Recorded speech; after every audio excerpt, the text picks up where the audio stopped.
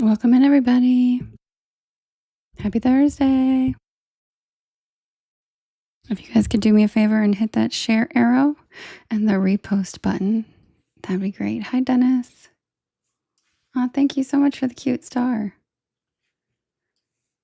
And sharing to your stories too. Hi, Sam. Hi, Leslie. Hi, Peter. Hi, KJ. Hi, Justin. Hi, Lady Rose. Hi, Wilkins. Hi, Pixie. Hey, Chudsy. Hi, Rich. Hey, Heather. Hi, James. Hey, Kathy. Hi, Laura. Hi, Monique. Hi, Matt. Welcome in, everybody.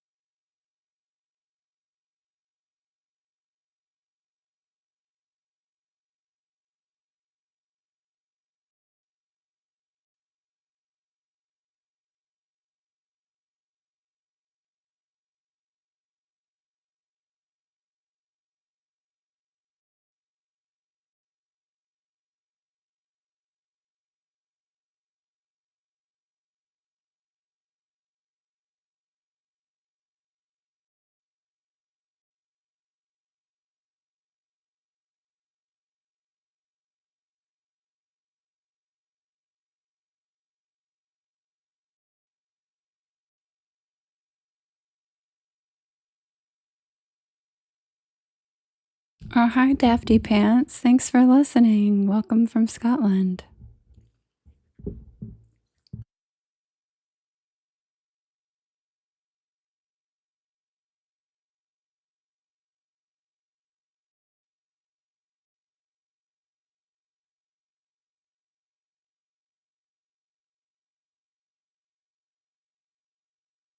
You don't have sound? Do you have no music? Let me try it. Let me check.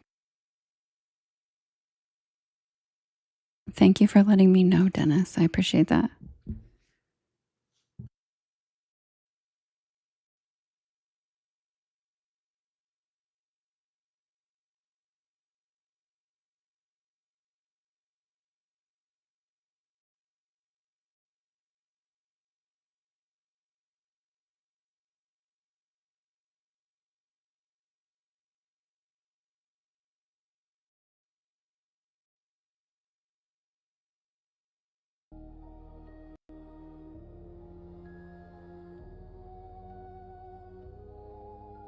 Is that better?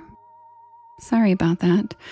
I have no idea how that happened. I just had to redo it because I had everything set up right. It had the sound clicked, but it was just, I think it glitched. Thank you so much for letting me know, Dennis. And thank you, Cassie, for letting me know too. Sorry about that, guys. There should be music now, hopefully. And those of you on TikTok, I'm just talking to the people on YT. Your audio should be fine.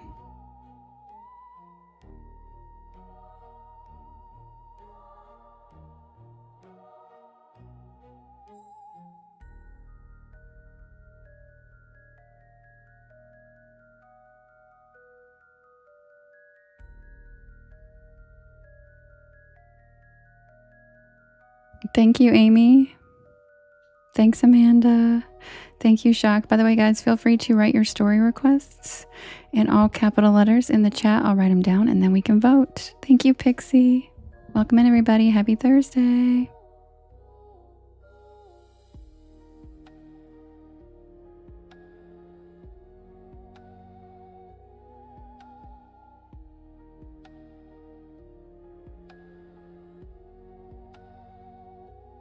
Happy birthday, Amy.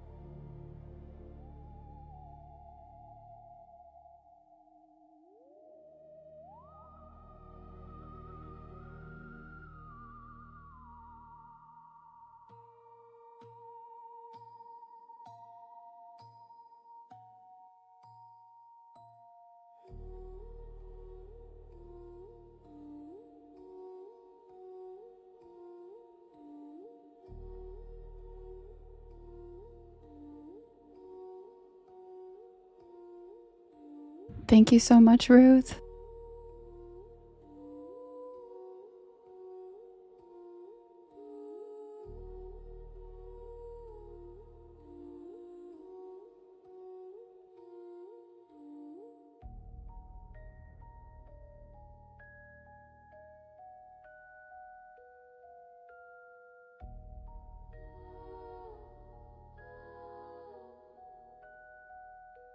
Welcome in, everybody.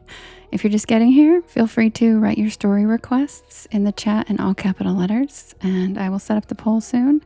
And happy Thursday. Welcome to the porch.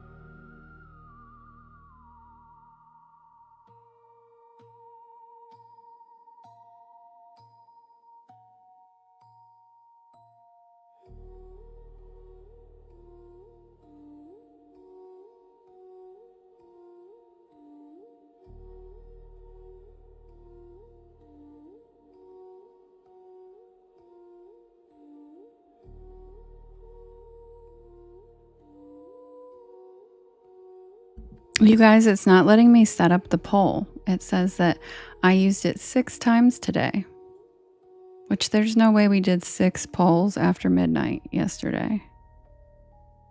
So TikTok's so fucking annoying. That's really weird. So that's really annoying. So I guess we'll do the regular kind of poll, and then 5550 flyer, if I'm in the middle of talking about setting up a story poll and it's 10:27, then I think you answered your own question. Maybe like read the room. Maybe use context clues. Maybe listen before immediately asking where the stories are. Just a thought. Okay, guys, so I think I can do a standard poll, but you guys only each person gets to vote once. And when it does these, it does not always count them correctly. So we're going to give it a whirl and we're going to see how it goes. Yeah, right, Wilkins. Like, people just come in like, why don't you listen to what's happening first? Before being like, did the story start 10? Maybe listen to what we're literally talking about before you just immediately fire off. Like, it's like people are so annoying. That's what I was wondering, Rachel, is I was wondering if like restarting, but it says I've used it 6 times today. And I'm like, that's not fucking true. Brooke, you're so cute. So I guess we could like, I don't know. I guess we can try this style poll at first. And then let me check really quick. Hold on.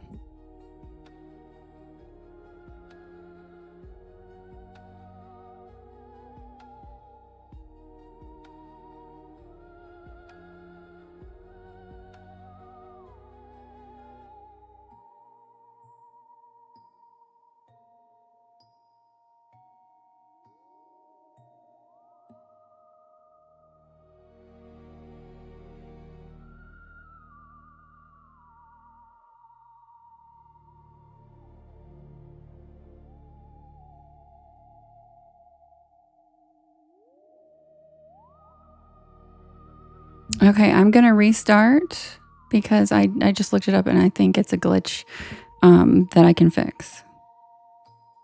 Hopefully. So I'll be right back. We're just gonna restart. Give me 5 minutes, okay? Be right back. Love you guys. And people on YT, don't worry. I'm not restarting for you. You can stay on YT. I'm just gonna figure this out real quick. Be right back. Come back, please.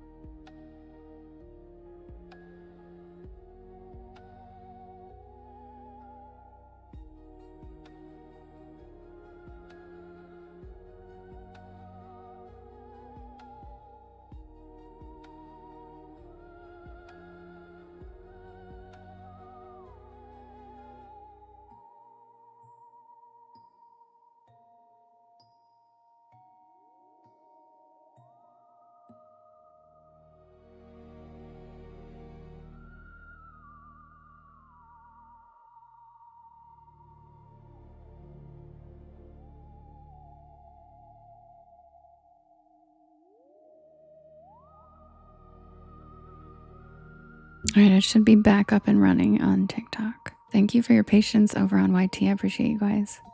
You guys are always so patient and sweet.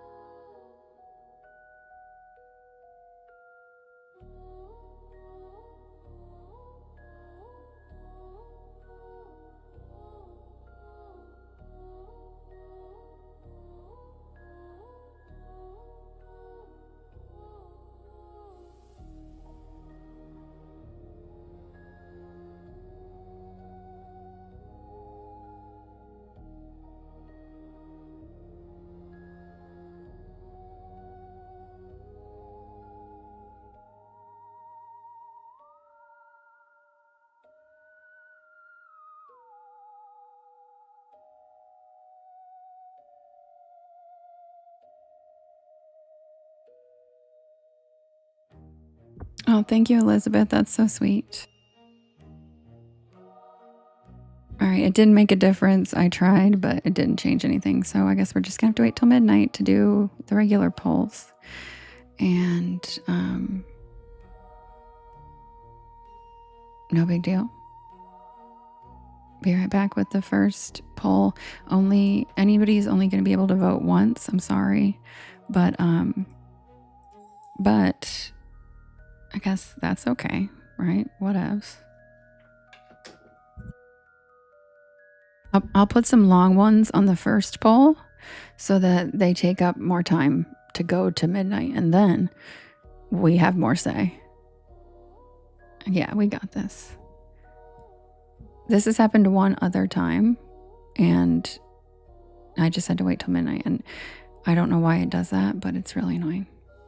So, be right back.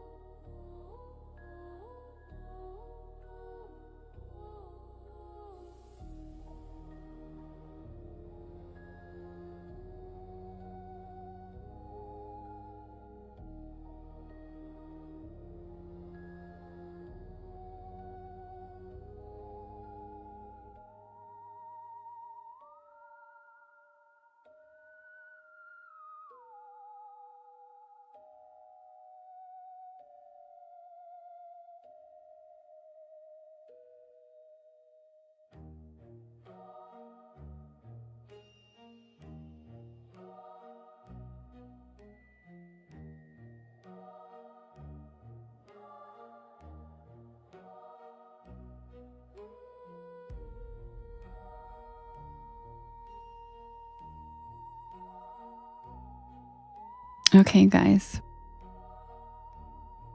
I've got it ready.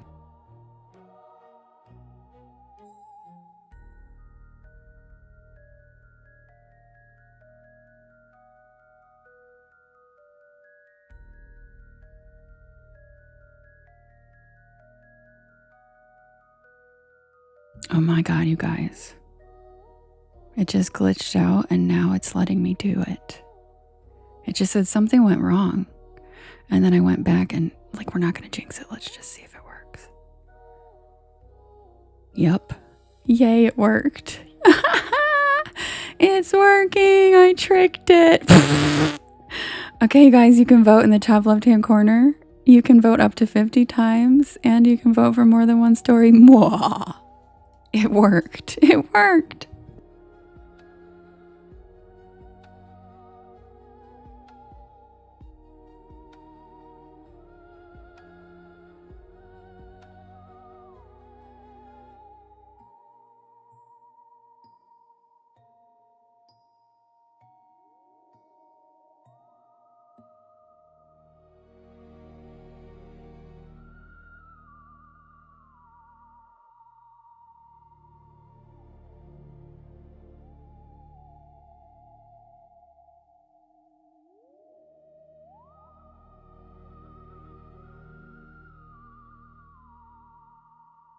That's weird. It shouldn't be.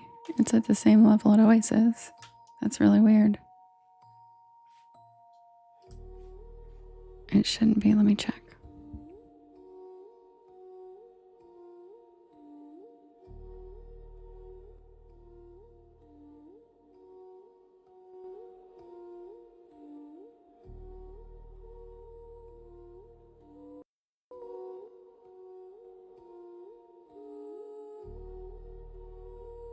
Is that better?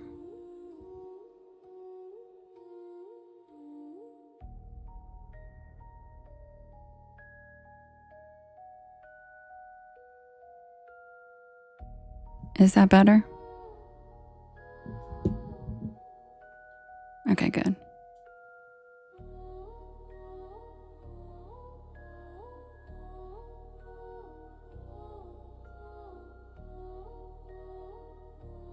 Rachel, I don't know what to tell you then. Maybe listen with earbuds or something. Because I literally don't change the volume. It's the same as it always is. So it's probably just another fucking TikTok issue.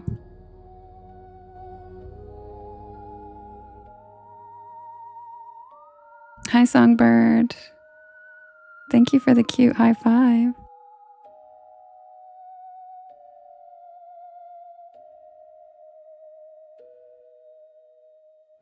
And the winner is Tesla's Crystals. I was going to say, again, it's TikTok.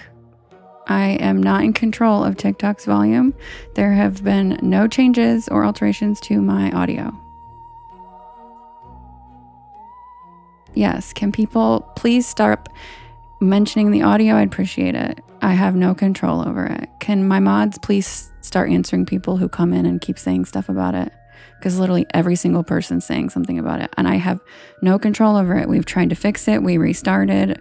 I've changed the volume and nothing's working. So it's literally the same as always.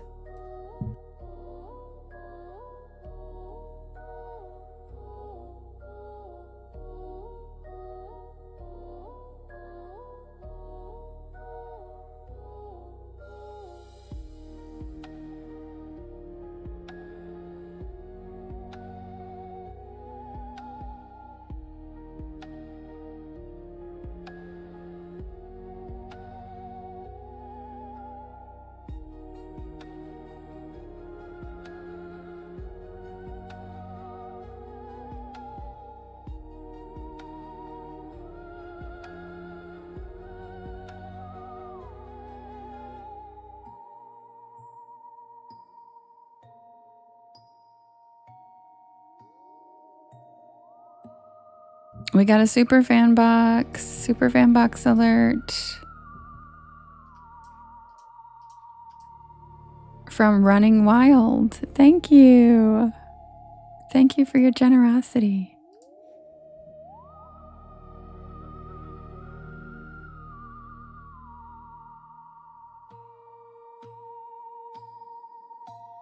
Thanks, Megan. Right, Taylor? Thank you, Rich. Is that your screen name? Oh, no, that's not you. Who's running wild? Yeah, you're right, Grace. You're right. Thank you for the generosity, whoever sent the gift box, Running Wilds. And thank you, Elizabeth. That's so sweet. I know, the Porch Pals are so generous. Thanks, Misty. Thank you, Elizabeth. That's so sweet. Thanks, Learn. I appreciate it. Hi, Jade. You can't get TikTok to work? What do you mean? Jake, thank you for the jellyfish. I appreciate it. Hi, Folden the Chris. How are you? Hi, Florida Trucker. Shannon, thanks for the Heart My Earthling. Such a cute name. James, thanks for the rocket. Thanks, guys. James, thank you for the swan. Oh my goodness. Thank you for helping me with my gallery. And Bama, thanks for the Heart My Earthling. And since we did have to restart already, could you guys do me a big favor and hit that share arrow in the bottom right hand corner? There's a little yellow circle with 2 arrows chasing each other that says repost. Thank you for the drumming hamster, and thank you for the rhythm bot. You guys are so sweet. You guys are so sweet. Thank you. If you guys could hit the share arrow in the bottom right hand corner, and there's a yellow circle that says repost, and that puts the live into your friends' FYPs, and it helps us grow this beautiful porch of ours. Also, sharing to your stories and sharing with your friends and tapping on the screen helps so much. Nate, thank you for the Peter Pan window. I love that. Rachel, thank you for the My Heart Earthling. That was so cute. So cute. Oh, we almost got the who's gonna get the super fan box. And I will be right back, you guys, with Tesla's crystals. Happy Thursday. Thanks for your patience.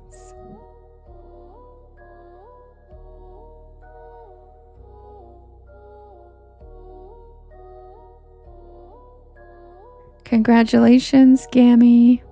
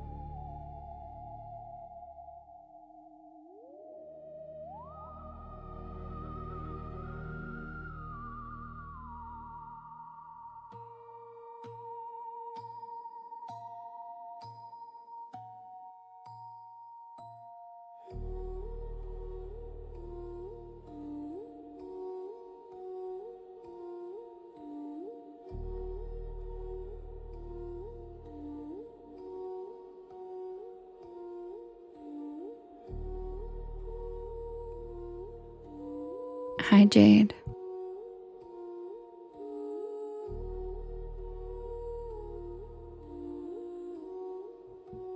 Hi, Amanda. Oh, thank you. You restarted the app and now you can hear the music. Perfect. Hi, Chud. We missed you. Goatman was here last night and he was wondering where you were. Aw, thank you so much. That's cute, Deborah. Thank you. Welcome in, everybody.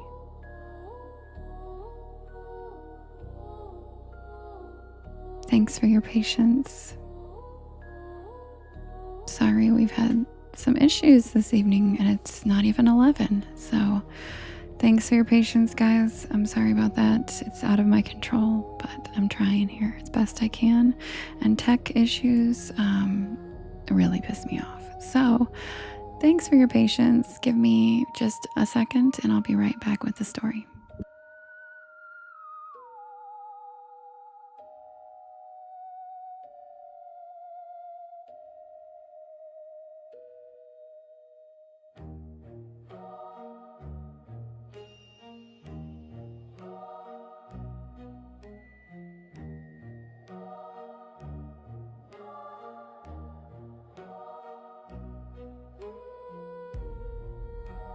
And mods, can you please field all of the people that are going to come in talking about the sound volume? I would appreciate it.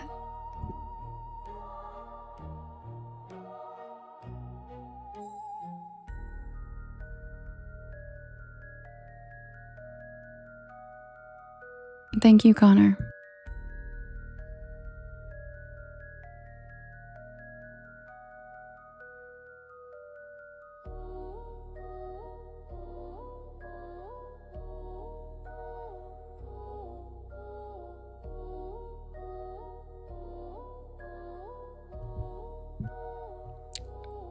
On my Wednesday live during the day, Chad, I may have accidentally sent you, like if I touch the screen, sometimes it sends invites. Sorry.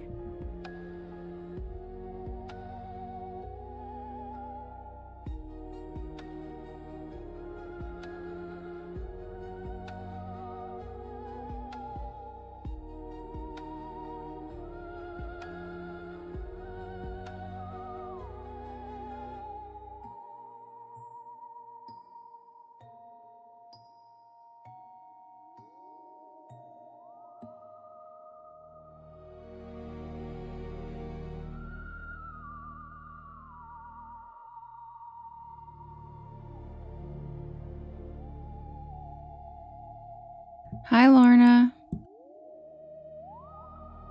Oh, yeah, Chad, I never bring up boxes. I just must have accidentally sent you an invite. Sorry. I do it sometimes, people, when you tap the screen. If you're live on your phone, it has this little gray thing that's like, your friend came in, invite him up. And like literally, if you're touching the screen, I hit that regularly. So sorry about that. You're never obligated. Yeah. If I send you a box invite, it's probably a mistake, or I will let you know ahead of time.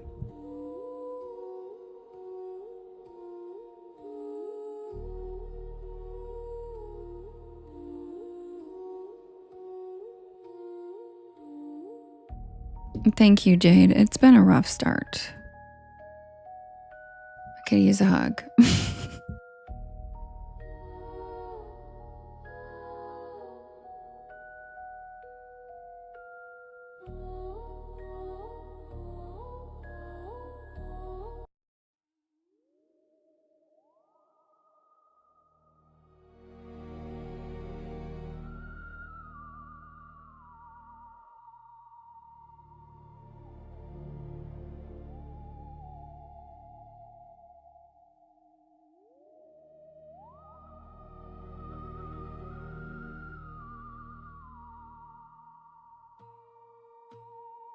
Hi, Mac. Next to you, where? Somebody just changed the look of the little heart me again. Yes, Elizabeth, I have several vampire stories. If you'd like to check out the story list, you should join our Discord. The link's in my bio, but Justin will also share it in the chat. And there's a whole list that Lovely updates every week. Hi, Skrilla.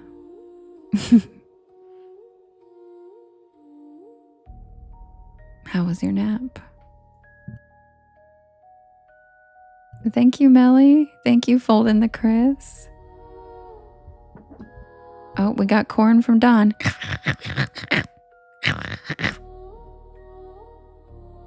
Blake's Pico. Oh my God, you sent your first TikTok gift. Hi, Blake. Your first gift ever, guys. The Pico guy just sent his first gift. Thank you, Blake. And thanks for the lightning bolts. All right, guys, I will be right back. Quick swig. Oh, was it? Good to know, Skrilla. I like that. It took me a minute to even understand what you meant, but I think I understand. Because everything is innuendos, right? Okay, guys. I will be right back. Quick swig, and I'll be right back with the tale of Tesla's crystals. Happy Thursday. Welcome to the porch.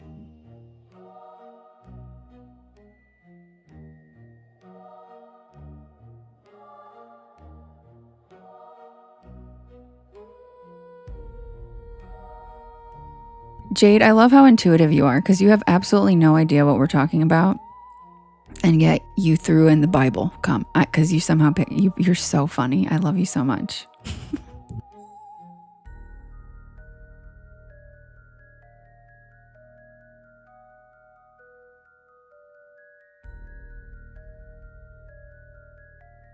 When one of your besties is an ex-Mormon, she gets pretty protective. Yes, Venus, I had to restart. That's why the number's kind of low and the taps are kind of low. We just got back, so just give me a minute. Hello, No Quarter. Sorry, guys, for the late start. We had to restart. We had all these tech issues. We're still having issues, but thank you for your patience, and I will be right back. Jade.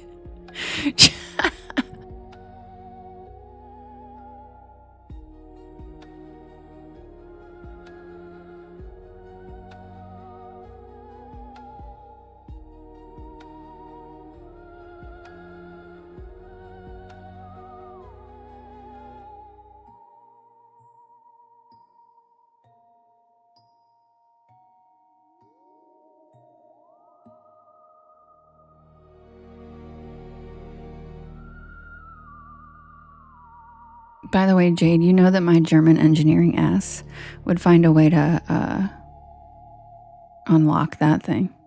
Please. I'd have it unlocked in an hour.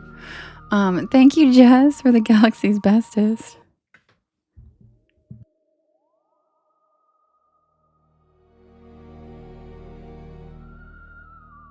Thank you, Cassie. Those are so cute.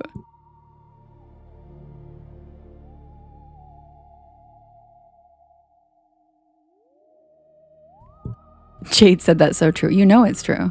I'd have that thing unlocked quick as hell.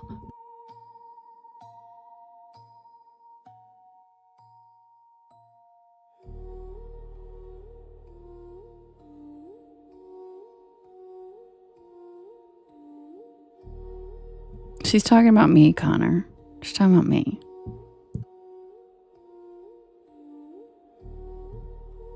Submitted for the approval of the Porch Pal Society. This is the tale of Tesla's crystals.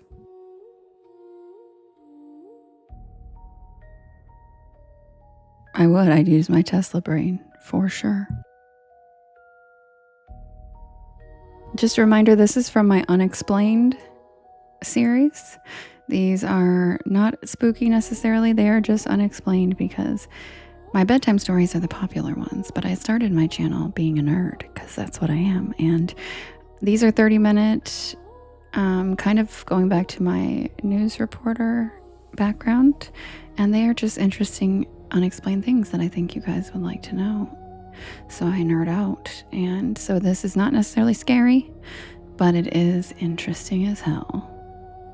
So sit back and relax.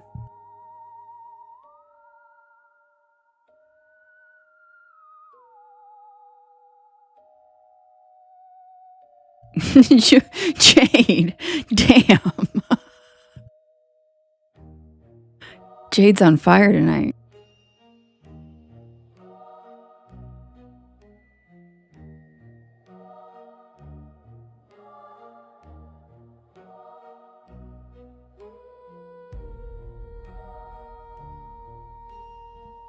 Did Nikola Tesla discover a way to pull energy from thin air?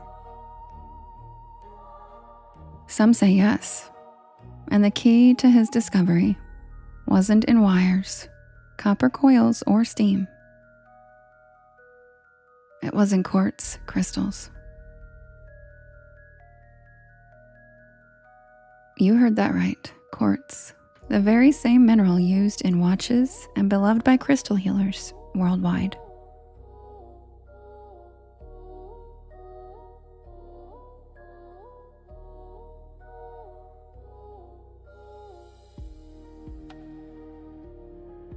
But for Tesla, quartz wasn't just an ordinary rock.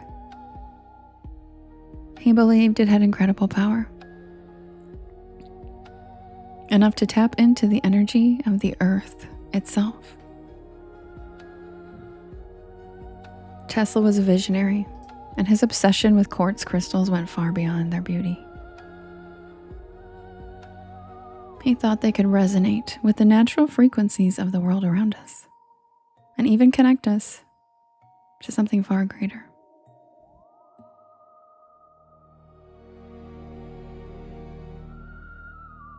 Some called him a visionary, some called him an inventor, some called him a mad scientist. But perhaps Nikola Tesla was just ahead of his time. Tesla's ideas about electricity, energy, and the universe were unlike anything anyone had ever seen before.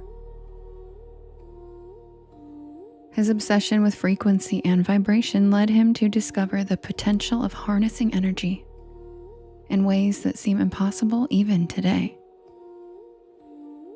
Tesla was a man who saw the world in a completely different light. While others saw electrical power and energy as something limited to wires, Tesla saw the universe itself vibrating, pulsing, alive with invisible energy.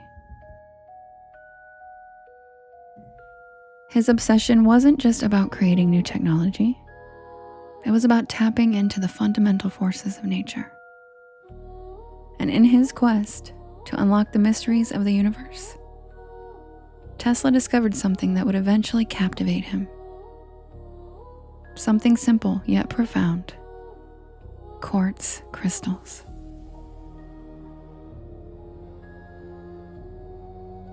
Skrilla. But what did these seemingly unremarkable stones have to do with his grand vision? Michelle, I've missed you so much. Oh my God. Hi, Michelle. Where have you been? You might think quartz crystals as little more than decorative items found in jewelry and used in watches. But for Tesla, these crystals were a key to understanding the very fabric of reality itself. Thank you, Eric. They're so pretty. In the summer of 1899, Nikola Tesla packed up his work and moved to Colorado Springs.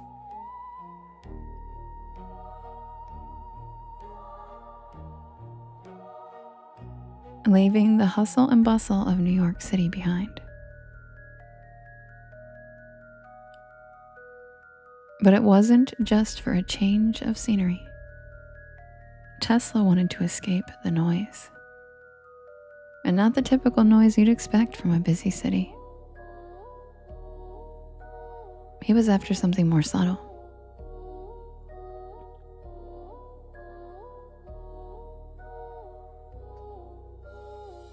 You see, Tesla was obsessed with listening. And not just with his ears, but listening with his entire body and his mind to the frequencies of the world around him. He believed that everything, every planet, every atom, every single object, even an apple, had a vibrational frequency.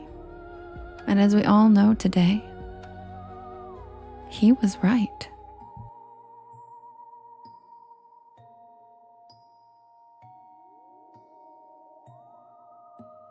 Skrilla. In Colorado Springs, in the quiet isolation of the mountains, Tesla could hear the hum of the earth itself. Tesla had set up a massive laboratory complete with a gigantic Tesla coil, a device designed to generate powerful electromagnetic waves. It was here that Tesla believed he could harness the Earth's natural vibrations With a 200-foot antenna, Tesla began transmitting massive electrical currents into the atmosphere, testing the limits of what he could achieve. And yes, Binks, I cover that part in my story as well. But what's really interesting is what he received back. Tesla didn't just send signals. He was detecting signals too. Strange pulses, rhythms, and frequencies from the Earth. And he believed that these were not random.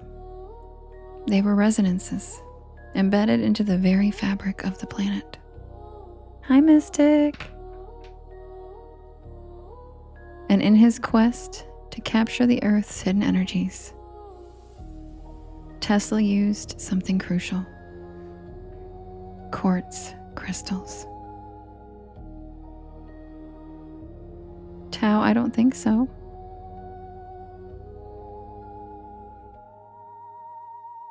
He believed quartz crystals could help him tune into the natural frequencies of the planet. They could act as resonators, amplifying the energy he was trying to capture. But what exactly did Tesla think was going on with the Earth's vibrations?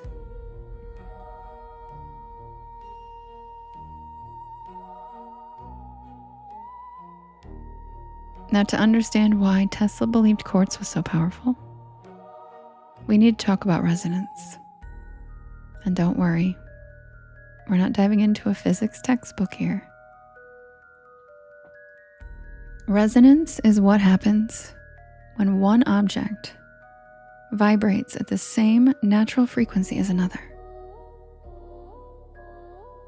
It's how a singer can shatter a wine glass by hitting the exact pitch that causes the glass to vibrate in sync until it breaks. It's also how radios work. You tune your dial to match the frequency of the station you want, and boom, the signal comes through. Tesla believed everything in nature, yes, everything, had its own frequency. Not just machines, but people, plants, crystals, even the Earth itself. Now here's where quartz comes in. Quartz has a very special property called piezoelectricity.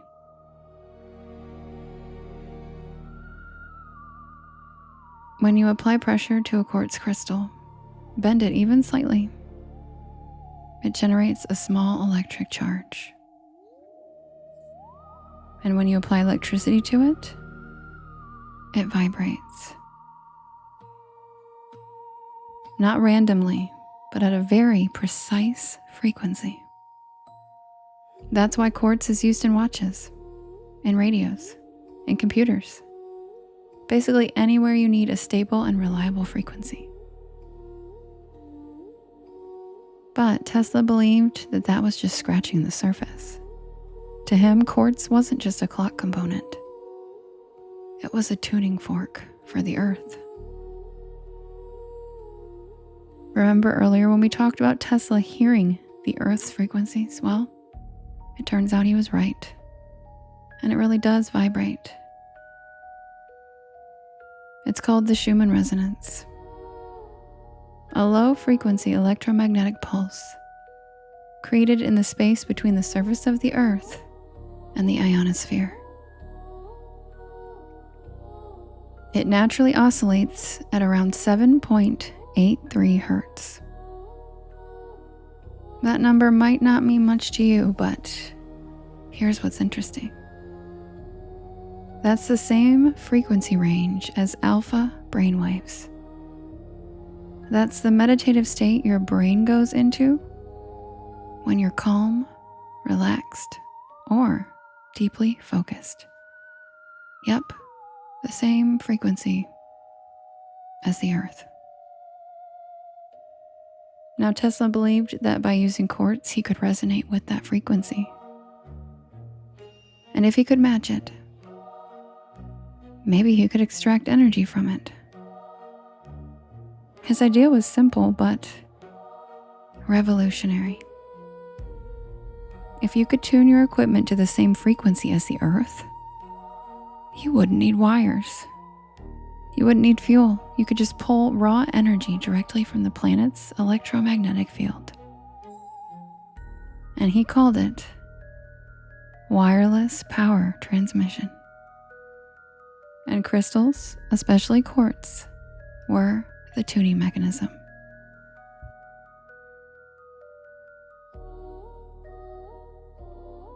Now, back in Tesla's day, this was seen as madness.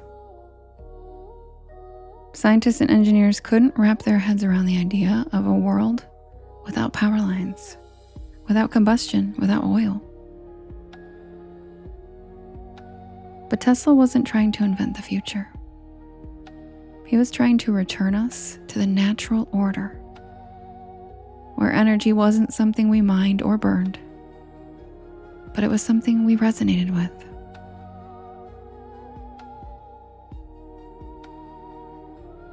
Hi, Joanna. And quartz was the tuner. It was the key to unlocking the planet's natural energy system. Or maybe a universal one. Hi, Brooke. And here's where it gets really weird. Because Tesla wasn't the first to believe in the power of quartz. Ancient civilizations from the Egyptians to the Maya used it too.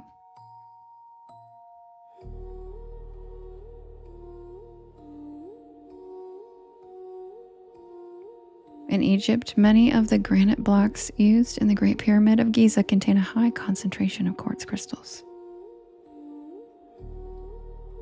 Granite can actually amplify and transmit sound waves, especially when charged with pressure. And when you pack millions of tons of quartz-rich stone into a perfect geometric shape like a pyramid, you're basically building a giant resonator, a machine. Now across the ocean to Mesoamerica, the Maya and the Aztecs used quartz crystals as in some of their temples like the Pyramid of the Sun in Teotihuacan, which is also aligned with astronomical and geological energy lines called ley lines. And quartz deposits are often found right beneath them.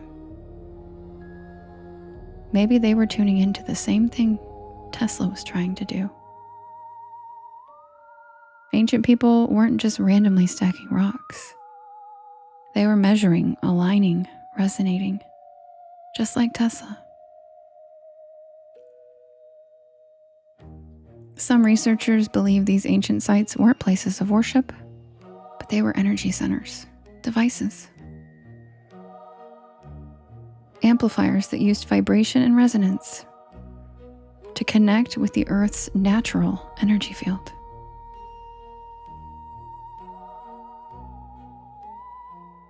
If that sounds like what Tesla was trying to do in Colorado Springs, it's because it's the exact same principle. Crystals embedded in structures would resonate with telluric currents, which are the natural electric currents in the ground, and they transmit energy across long distances. Sounds like science fiction, right? Well, so did Tesla's ideas at the time. But think about it for a minute. He was trying to send wireless energy across the Atlantic Ocean using the Earth itself as a conductor. Tesla made it his mission to bring back the ancient knowledge. He didn't think he was creating something new. He thought he was restoring something forgotten. And so he built it, a massive tower laced with copper, steel, and you guessed it, quartz crystals. A structure that could, in theory, send power anywhere in the world, for free.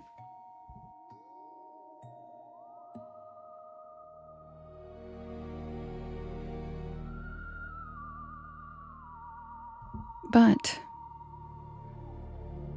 in 1909, Nikola Tesla began construction on a mysterious tower on Long Island, New York. It was called the Wardenclyffe Tower. To most people, it looked like another radio antenna. But Tesla wasn't trying to send messages.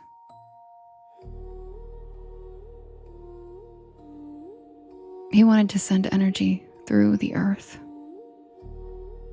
Not through wires, not through power lines, but wirelessly, to anyone, anywhere on the planet, for free. Tesla believed these frequencies would create a resonant system around the entire planet. And his secret ingredient? Quartz crystals.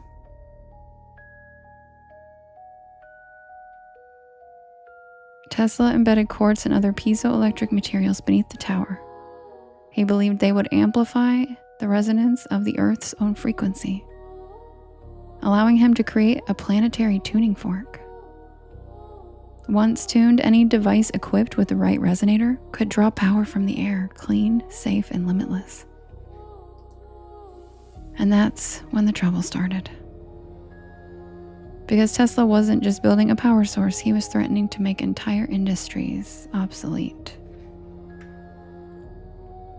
No wires meant no copper, no coal, no oil, no monopolies. And if you've studied a little history, you know the greedy men who run industries have never taken kindly to disruption, and especially not to generosity. And Tesla had originally secured funding from one of the most powerful bankers of the time, J.P. Morgan. But when Morgan found out that Wardenclyffe wouldn't be used for communication but for free global energy, he couldn't have that. So he pulled the plug, literally. And Tesla's funding dried up, and construction stopped, and the tower, Tesla's greatest achievement, was demolished in 1917. The Wardenclyffe Tower was erased, and along with it, Tesla's dream of free energy for all.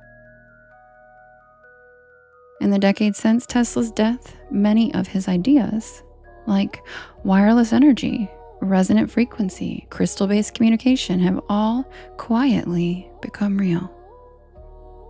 And today, some of the world's most advanced technologies are powered by the very thing Tesla was obsessed with: quartz crystals. If you're watching this on a phone, a computer, or a tablet, you're using a quartz oscillator right now. There's a tiny sliver of quartz crystal embedded into your device. That's right. A crystal powers your smartphone. And what does it do? It vibrates very precisely. And those vibrations are counted by the device to keep time, regulate signals, and to stay synchronized with networks all over the world. Without quartz, our digital world would quite literally fall apart.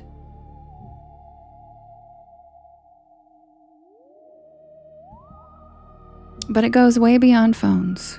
Quartz crystals are used in GPS systems, airplane navigation, medical imaging machines, satellites, radio transmitters, and even nuclear submarines. Anywhere that you need reliable timing or a stable frequency, you'll find quartz doing exactly what Tesla said it would over a century ago. And this isn't some fringe concept anymore. Modern engineers understand that quartz isn't just a rock. The idea that rocks contain natural energy isn't just woo-woo anymore, it is science. It's a precision instrument, and it vibrates at predictable rates. It reacts to pressure with electricity. It turns electricity into motion, and motion back into electricity. In other words, it resonates exactly the way Tesla described it would. So what do you think? Was Tesla a brilliant inventor who got in over his head? Or did he uncover something much bigger? Something that the world or the powers that be just weren't ready for? Also, I explain in my 30-minute video on the YT channel who stole all of his patents after he died. It's a famous family that happened to invest in wireless technology and made their millions off of all of the things that he invented. Just throwing that out there. If you want to see the rest of it, it is 30 minutes long, so this is the condensed live version, but there is the rest of it, and it is very interesting. And that's the tale of Tesla's quartz.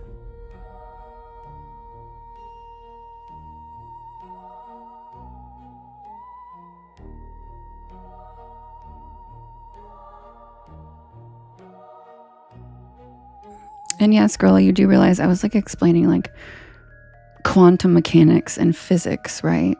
While you're trying to talk to me about some weird Japanese shit that's some code for something. Like, really, bro? Come on. Come on.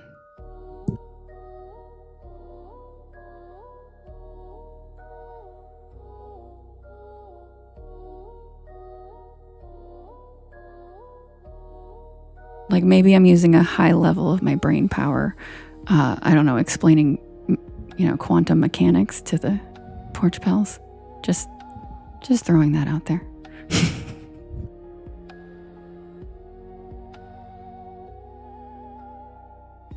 Thank you, Elizabeth. Hi, Kyle.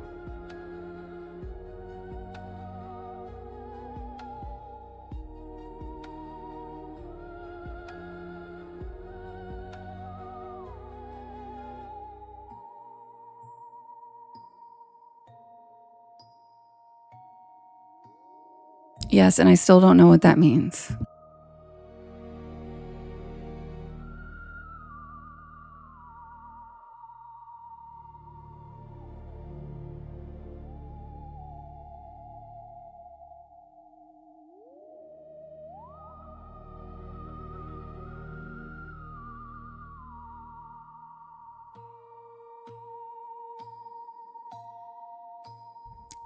Aw, Dion, that's so sweet. Thank you so much. I'm glad you're here on the porch with us. Hi, Delphi. How are you? I've missed you. Welcome in, everybody. If you're new here, my name is Devin, and this is Porch Lore. And I tell spooky bedtime stories to help you relax your nervous system and fall asleep. I'm here every single night at 10 p.m. Eastern Standard Time until about 1 in the morning. I do write and record all of these stories myself, and you can listen to them whenever you would like on my YT channel, as well as all of the podcast streaming sites. Thank you, Cats and Coffee. Me too, Deborah. There's no justice. Being a genius and being a creative and being a revolutionary, almost every single one of them died in poverty alone, and all of their ideas were stolen. And it's horrifying, but it's true. If you literally look up like pretty much anybody who invented everything we use in our day-to-day life, it was stolen by them, and they ended up broke, and it wasn't even fucking used till after they died. And it's just really sad. He's not the only one. It's like the history of our country, basically, in the world, pretty much. There's a History Channel show called I think it was The Food That Built America, and like those whole series of the things that built America. And every single one of those is just a tale of how some son of a bitch stole some other desperate creative genius who was broke and needed funding, and some fucker with not a creative ounce in his body stole all their shit because they had fucking money. And it's so sad. Dennis. My mom has, actually. So anyway, sadly Tesla is not the only incident of that. It is... Yeah, but Steve Wozniak, his stuff wasn't stolen. They were partners. Steve Jobs was just the face of the brand. Steve Wozniak was involved the whole time. his stuff wasn't stolen. He just isn't good with people and hates the press. So he was like, dude, let's work this out. Yeah. Yes, Gorilla, like that. Just like that. But yes, it is sad. Like, who was the one? There was one that really made me sad. I think it was one of the food people. But that show's really interesting and not sad. Oh, totally. It's like the guy who invented frozen food is like a thief. The guy who is, that reminds me of a Taylor Swift song. I need to send that to you. The guy who invented frozen food was like y'all don't even know. Like the dad on Beauty and the Beast. What? Y'all don't even know like what this guy did to invent frozen food. It's crazy. It's crazy.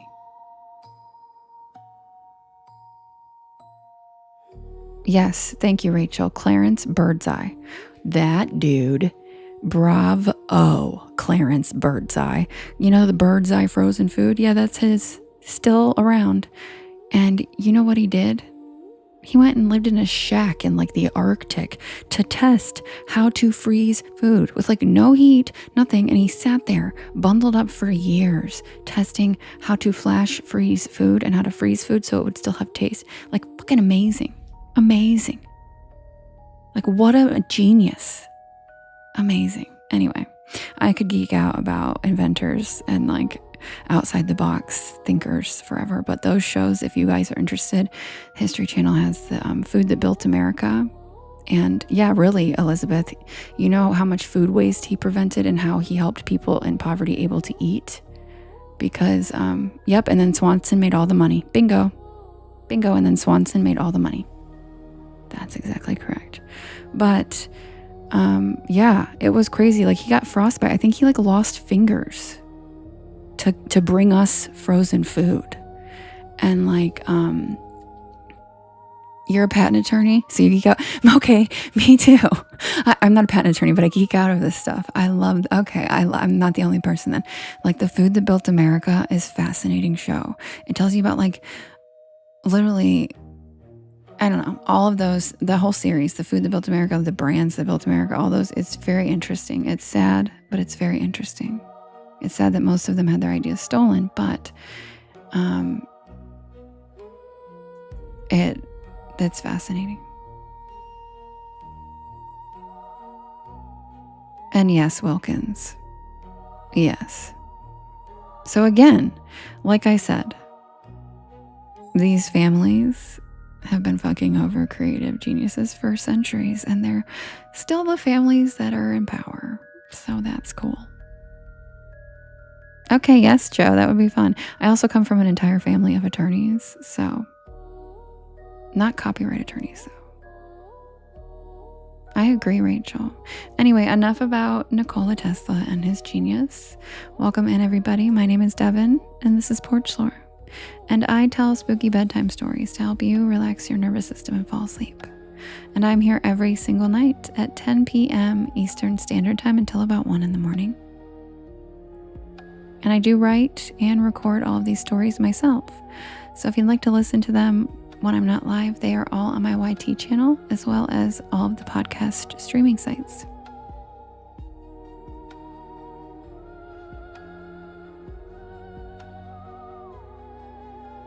Just look for Porch Lore and you can find me. There's also all the links are in my bio. Hello, Amy. Wolf. Amy wants to know if you are in here. She's looking for you. Wolfie. Howl if you're here. Thank you, Queen Cece. All right, guys, I'm going to set up the next poll and I'll be right back.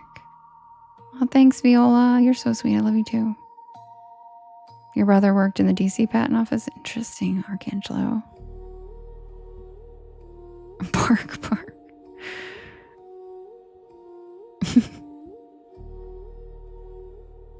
We are back, guys, with the next poll. Happy Thursday.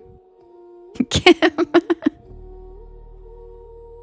I love when people do that. We've had a couple people that come in and they're like, hey, are you here? Where are you? Because the list doesn't show. It only shows the first 99 people. So like, I think it's cute. I like to help you guys find each other.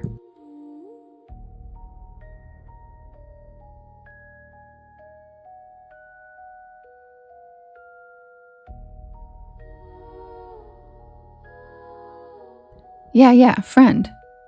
Whoever they are. It could be your brother. I don't know. But I just like to help people find whoever they're looking for in the live. Welcome, Amy.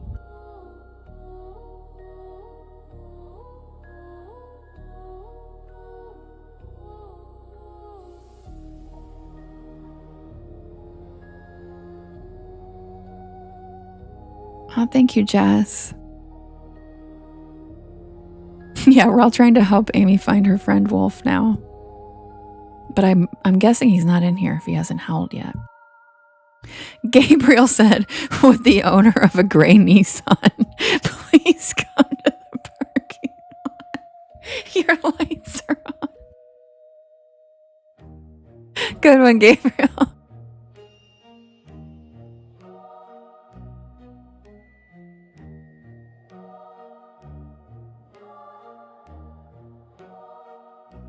Oh, somebody. Oh, Amy. Oh, they said run. Oh, gotcha.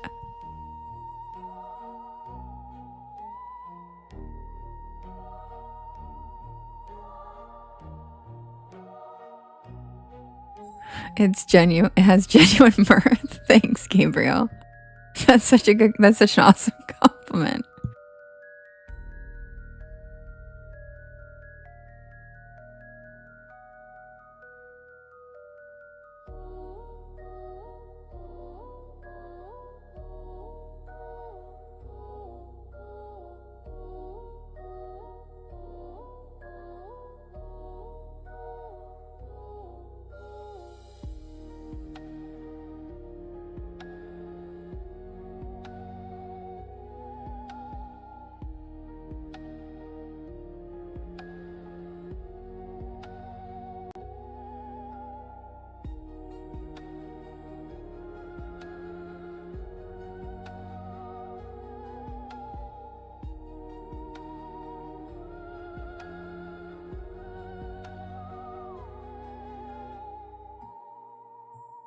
Also, while I'm setting up the poll, if you guys could do me a big favor, could you hit that share arrow in the bottom right-hand corner? And there is a little yellow circle with 2 arrows chasing each other that says repost. And that puts my live into your friends' FYPs.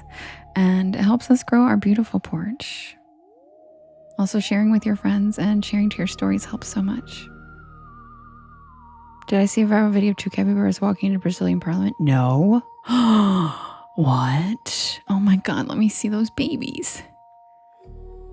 I love capybaras. They're my favorite animal in the world. I want one. I will have one someday. That's okay, Tommy. I'm glad you're here. Hi. Okay, Amy, it was very nice to see you. Thanks for coming in. Join us on the porch anytime you would like. We're about to vote on the next story if you want to stay.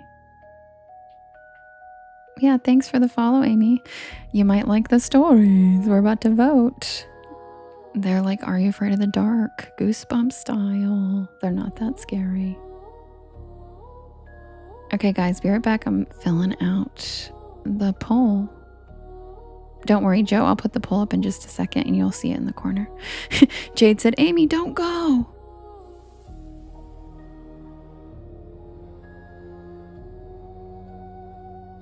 What game, Connor?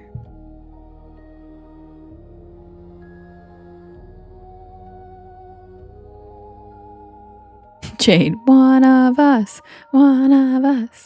Thanks, Kyle.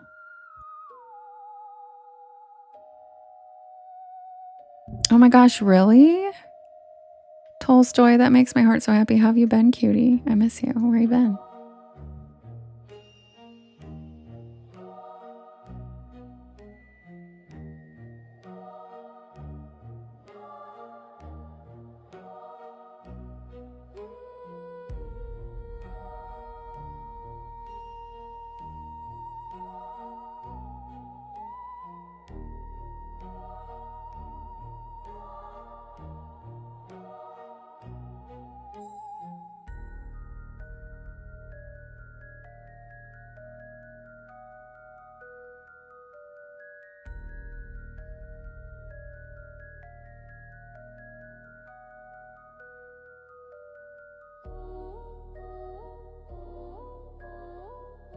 Okay, you guys. The next pull is ready. We have Highway 666, which was requested multiple times tonight. Just throwing that out there. It was requested more than any other story tonight. We also have the librarian. We have the hitchhiker. We have Poplar Creek. And we have Huggin' Molly. Justin. You can vote in the top left-hand corner. There's a blue box. Thank you, Daza. Hi. You can vote up to 50 times, and you can vote for more than one story. It's in the left-hand corner. We have Highway 666, which was requested the most tonight. We have Librarian, Hitchhiker, Poplar Creek, and Huggin' Molly. Who's it gonna be?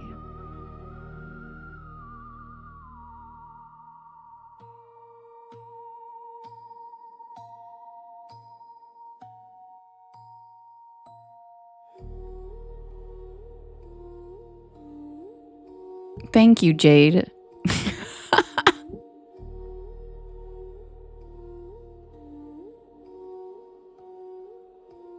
Joe, you can just vote for whichever one sounds good to you. If you're new, like when newbies come in, if they don't know that, they just kind of vote whichever one sounds good. And then eventually you'll get used to them like everybody else and you'll have favorites. But at the beginning of the night, people requested these and I make a list of the requests and then I just put them on the poll. So some people request stories they've never heard. They just think sound interesting, you know? So just vote for whatever you think sounds cool.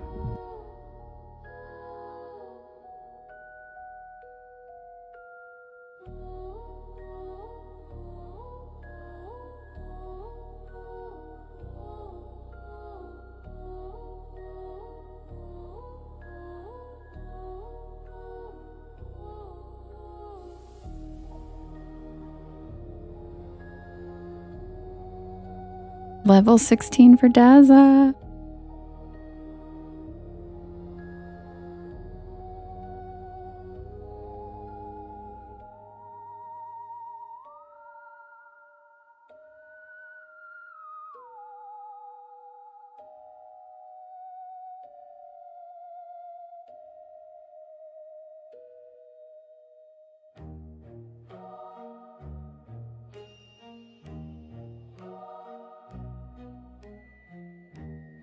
Yeah, the librarian really did scroll. I really thought I was going to win. All right, the winner is... And he says, your next story is going to be called Rotting Oatmeal. Oh, funny. All right, you guys, the winner is the librarian. You know what? You know what, Daza? You know what, Daza? Good for you. Good for you. I bet you are, because you people can't handle when it's 70 degrees out. You guys are like, oh my God, it's so hot. Bloody hell, it's hot.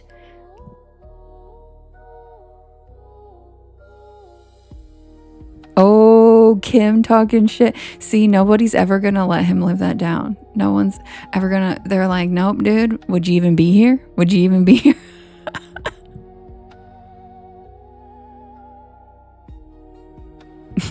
Jazza, you like that?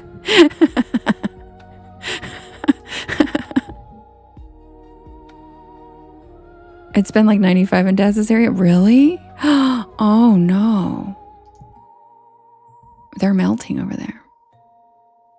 Yeah, I know, Kim. His story always, like the time it won, we were all like, okay, where is he? After he whined about how his story never wins. And then he was nowhere to be seen. We were like, what? Excuse me? Oh, he said hotter than Satan's armpit. I'll be right back with the tale of the librarian. And if you guys could do me a big favor and hit that share arrow, there's a little yellow circle and it says repost. And that puts my live into your friends' FYPs. And it helps us grow our beautiful porch with cool people instead of trolls and weirdos. And sharing to your stories helps too. And tapping. I love all the tapping. Thank you guys so much for helping us catch up on the tapping after we had to restart. Thank you, Joe. I appreciate that. And yes, thank you guys for tapping the screen and helping us catch up with the taps. The taps do help us get pushed out by the algorithm, and it's much appreciated. As well as the keywords in the chat throughout the night, it lets us have the freedom to talk about whatever we want, while the AI scans the chat every 10 minutes and tries to summarize what the live is about. So when we talk about totally inappropriate random shit, we can use keywords like supernatural, paranormal, Mothman, Goatman, Bigfoot, Sasquatch, Are You Afraid of the Dark, Goosebumps, anything like that. Every once in a while, sprinkle those in so that we can talk about whatever we want without the AI miscategorizing us and bringing in trolls. It's super helpful and it absolutely works. Oh, hi, Scarlett. Oh, Scarlett's drunk. Are you having fun, Scarlett? Are you having fun?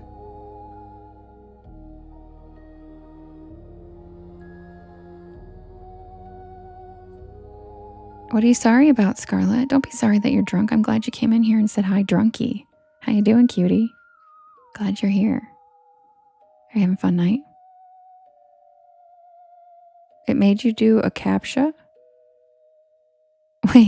Wait, what? To get into the live? I'm confused. We love you too. All right, guys, be right back with the librarian.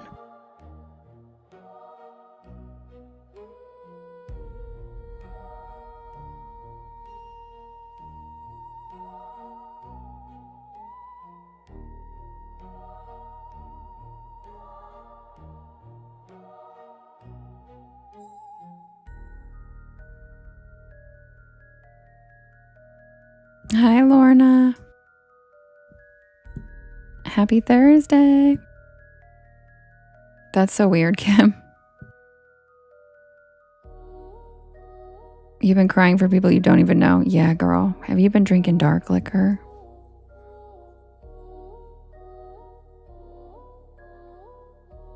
Yeah, Joe. We're very like a family here. We hang out and talk and chat and all the good things. Thanks, Chris. Thank you, Chris Style.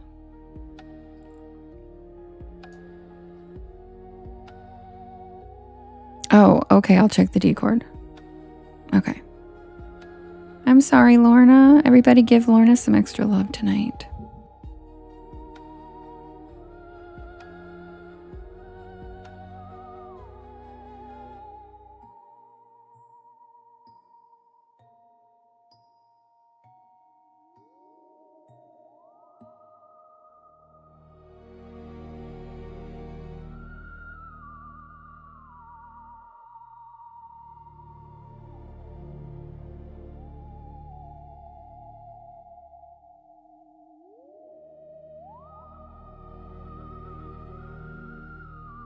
Submitted for the approval of the Porch Pal Society. This is the tale of the librarian who wasn't there.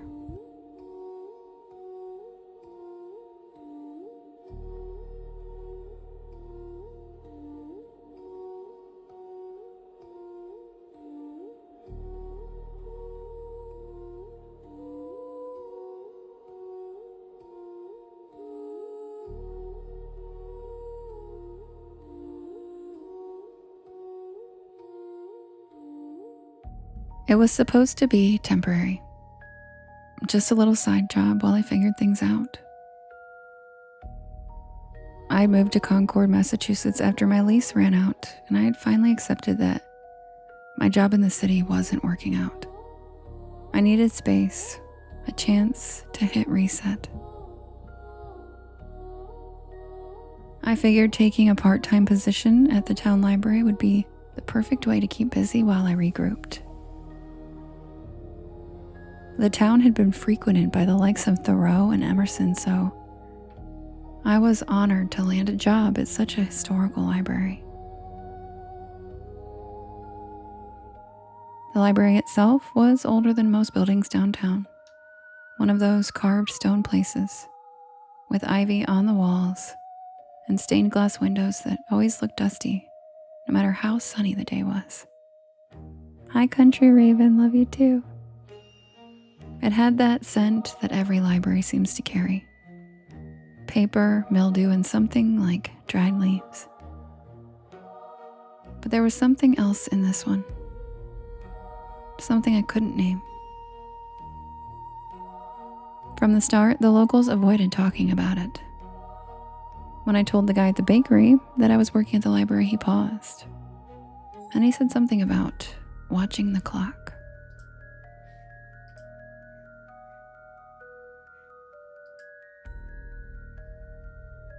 Another woman told me not to work late, especially not on the second floor. Skrilla. I assumed it was all small town superstition. Every place has its ghost stories. But I did notice one thing right away. The library didn't have any computers. No card scanners, no barcodes, no digital catalog.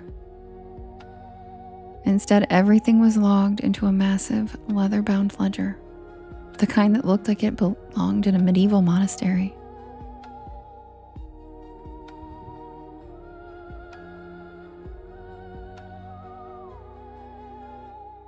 Patrons wrote their names, the titles they were checking out, and the date all by hand. No one questioned it. They just did it. Hi, Lisa. I started working the afternoon shift with another part-timer named Marie. She was older, with silver hair pinned tightly at the nape of her neck, and a voice so quiet, it was hard to tell when she was talking to you or to herself. Thank you, Blake. Thanks.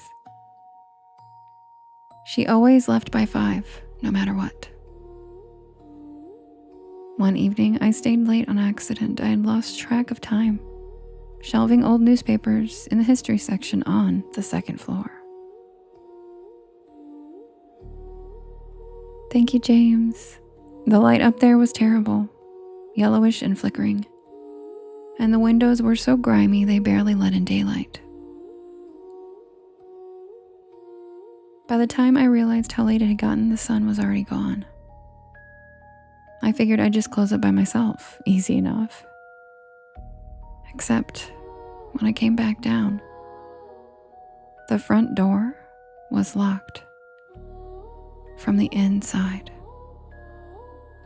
What, Jade? Excuse me? I need texts about that. Yes, the second floor, Joe. The door was locked from the inside, and I hadn't done it. The key was still in the drawer beneath the desk. But the door wouldn't budge. Not even when I turned the knob and pushed it with my shoulder. It felt like something was holding it shut from the outside. I tried the side door with the same result.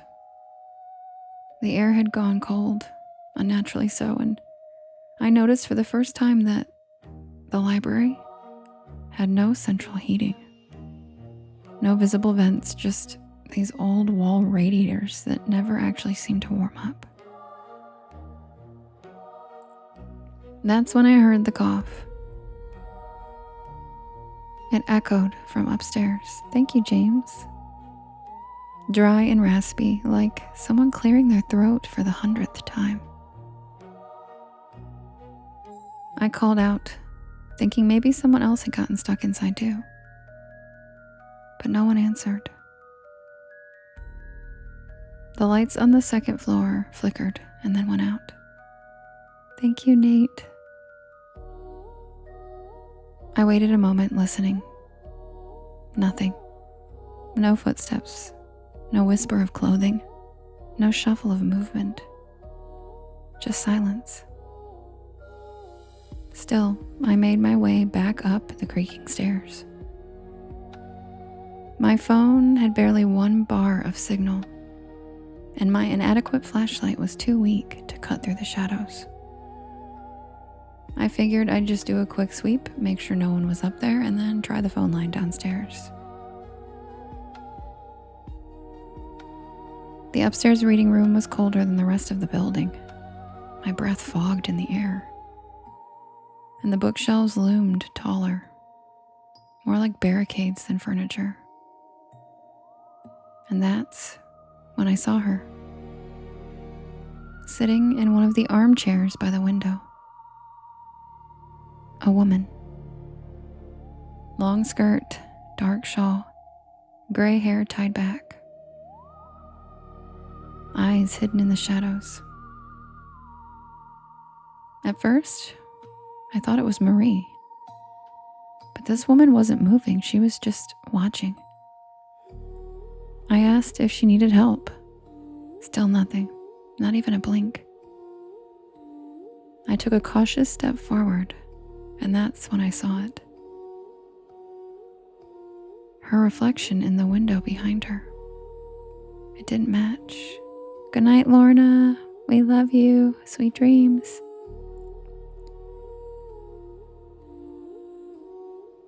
The woman sitting in the chair wasn't moving, but the reflection was. It was standing closer, leaning forward just slightly as if peering at me through the glass. I stepped back and I tripped. By the time I scrambled up, the chair was empty. I bolted down the stairs, my heart racing. Thank you, Blake. Thanks, Mackenzie, or McKenna. I tried the phone at the desk, but it was a dead line. Sweet dreams, Lorna. There was no dial tone. Just static. And that's when the lights went out completely. Pitch black. Oh, Mackenzie's right. Oh, perfect. Except there was one light still on. A soft greenish glow coming from the archive room in the back. I don't know what made me walk toward it. I don't know why I'm so curious. The light was coming from the catalog ledger, and it was open. But I hadn't left it like that. I stepped closer, and the pages were turning on their own, slowly one after another, until it landed on a page near the very back. The ink was fresh, still glistening.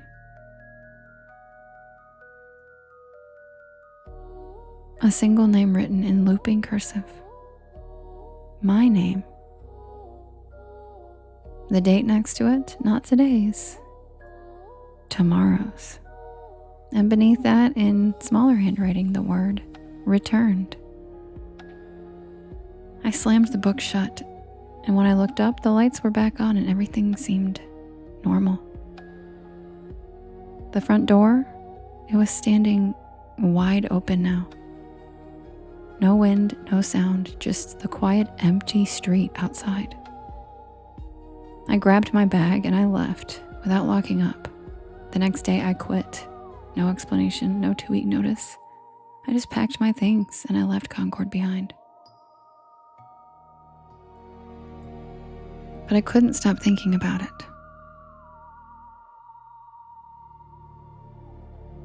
Months later, I looked it up and I found posts on it on Reddit. It was a thread about a haunted library in a small town that no one could quite locate.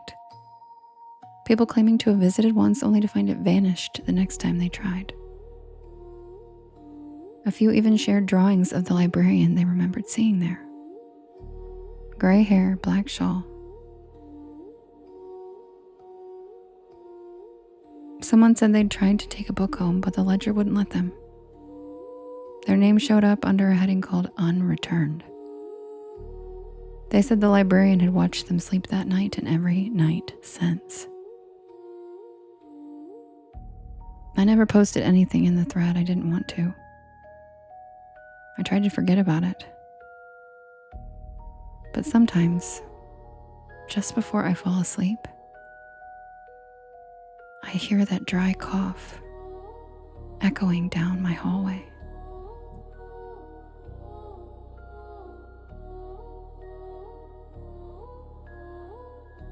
And that's the tale of the librarian who wasn't there. Oh, thanks, Joe. Yeah, I got the hell out of there.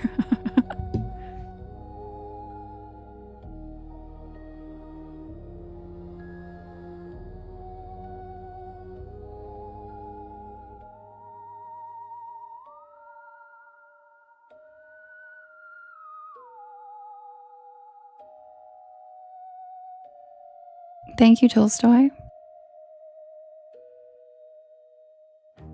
And again, guys, sorry for the sloppy removal of the backgrounds.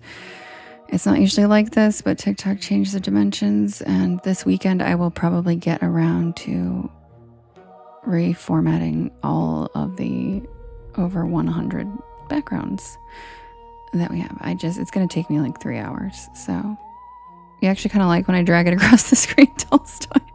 Well, those of you who are regulars know that that's not usually how I do it. It's a much smoother transition, and it's like, honestly, it drives me insane. I hate the way it looks. Because usually it's just a quick in and out, and now I have to like resize it, drag it over again, resize. It's really stupid. So hopefully I will have it fixed this weekend, but I have to spend like 3 hours fixing all of my backgrounds because TikTok decided to change the dimensions on their live studio. So Blake, thanks for the summer sunset. I appreciate that. Guys, Blake's Pico is back. Our Pico sauce friend from the Wednesday live.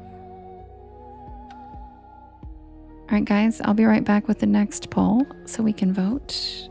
Happy Thursday. It feels like we're here for a whole presentation. I love that. That's cute. I guess you're right, Mace. It makes you guys look at the screen. Yeah, okay. That's good. Thanks. Blake says, hi, new friends. Everybody thought you were so nice in the live yesterday. Songbird, thank you so much for the pretty gifts.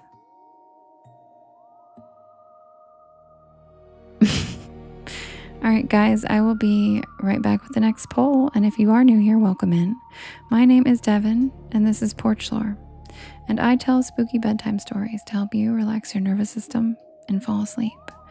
And I'm here every single night from 10 p.m. Eastern Standard Time until about 1 in the morning. I do write and record all of these stories myself, and you can listen to them whenever you would like on my YT channel, as well as all of the podcast streaming sites. Also, my live stream recordings are posted on the YT right after they end as well. It's automatic. So if you miss anything or just want to listen to the lives instead of my playlist, some people do, feel free. Thank you, Mackenzie. And just look for Porch Lore. You'll find me. And all the links are also in my bio. Also, check out the cute merch we have. In the top banner is the name of the site. And even if you don't want to buy anything, there's like Bigfoot and Mothman doing hand hearts. There's like Mothman getting abducted by a UFO. There's like really cute merch that I put a lot of love into. So if you guys want to check it out, I think you'll get some laughs.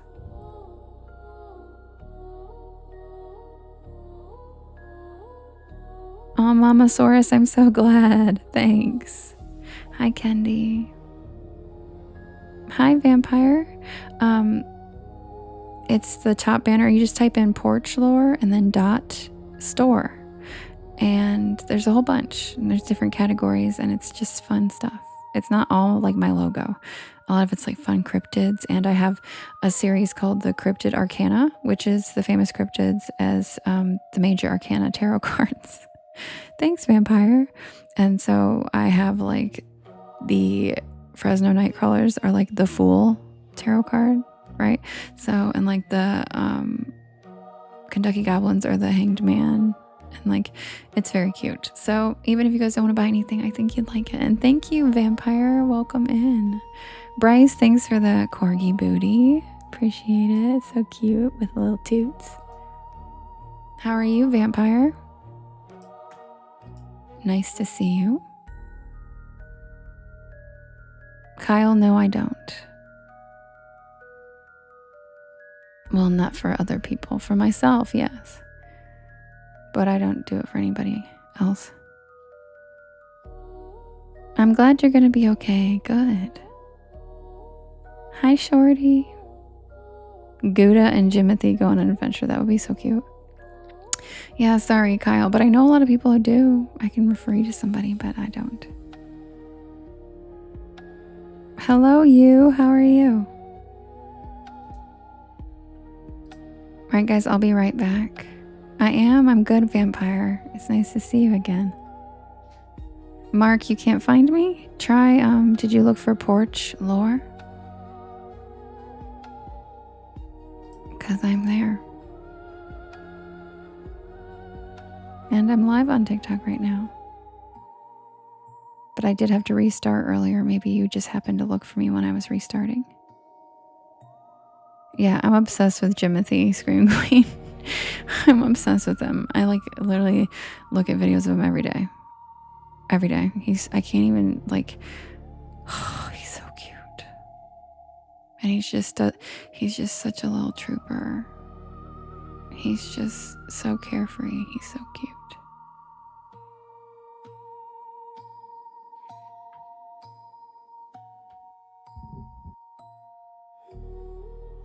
Oh, thank you, Mamasaurus.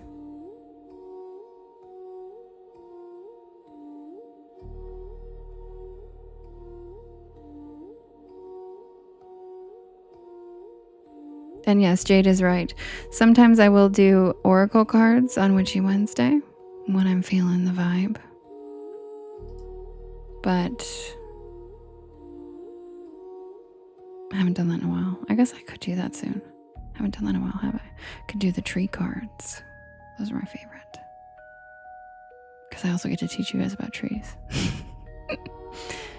Gary a raccoon. Aww. But still, he existed and he brought you guys joy. I love that. Okay, guys, I'll be right back with the next poll.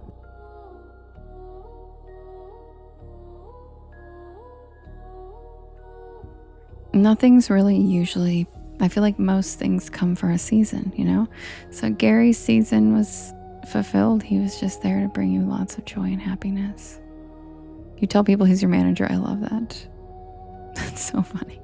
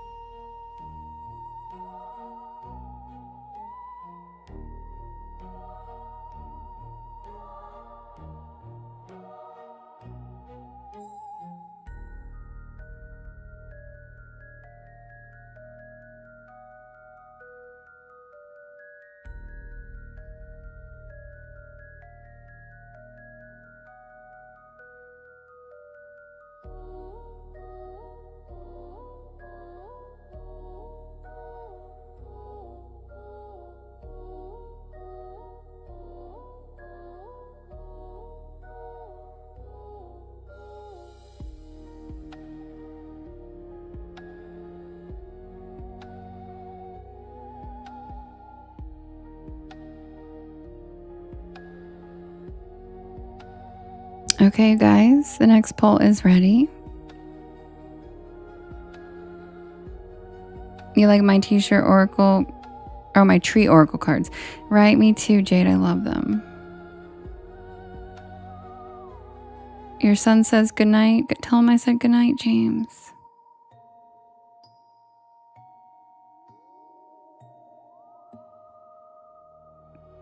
Yeah, Mystic, are you still in here? Mystic does readings and she's incredible. She's a really powerful witch. She smelled when I burned my toast once. Blake with his Pico. I love it. It's my daughter and I are walking tonight. Tell us a ghost story. She's ready. Oh, hi, Jackie. All right, guys, we're about to vote and then we will get a good story. We have Highway 666, Booger Hollow, Spearfinger, Poplar Creek, and Rain Crow Shelter. You can vote in the top left-hand corner. Oh, Vampire will do reading too. We have Highway 666, Booger Hollow, Spearfinger, Poplar Creek, and Rain Crow Shelter.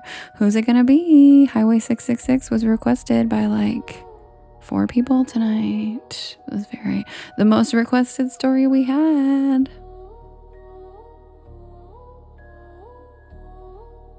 Yes, Blake, so good. Not too spicy, which is good because I am a wimp about spice.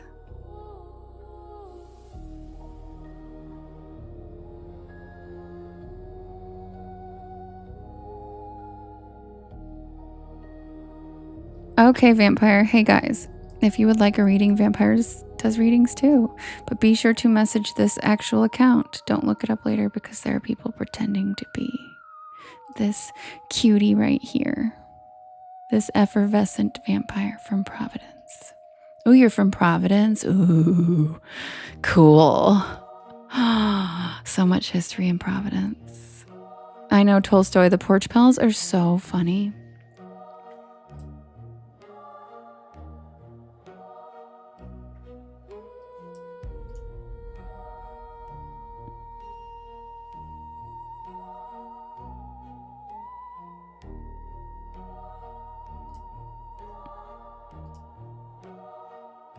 Yeah, Skrilla. Is Skrilla still here? Wouldn't that be so funny if he's not here anymore?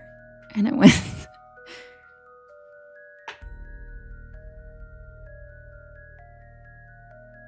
Oh no, he's still here. He's still here. Yes, you are hilarious, Matt. Yes, Highway 666 features our one and only Skrilla, by the way, guys. Oh, and the winner is Rain Crow Shelter. I'll be right back. And if you guys could do me a big favor, could you hit that share arrow in the bottom right hand corner? It lost by 20, Skrilla. You could have made it happen. There's a yellow circle with 2 arrows chasing each other that says repost. And that puts my live into your friends' FYPs. And it helps us grow. Oh, you voted? Oh, well then damn. No, I didn't know he voted. Never mind. No, I haven't, Laura. Way to go, Rich. I'm just kidding.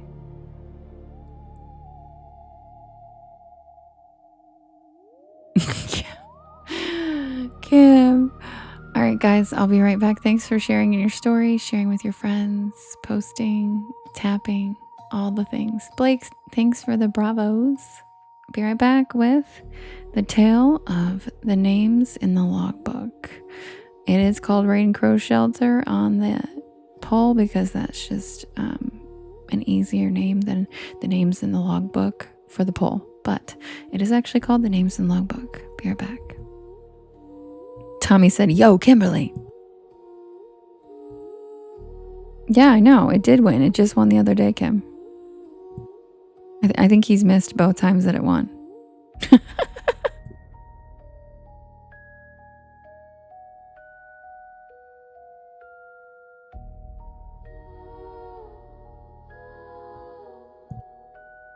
Oh, man. Yeah, Spearfinger was on there.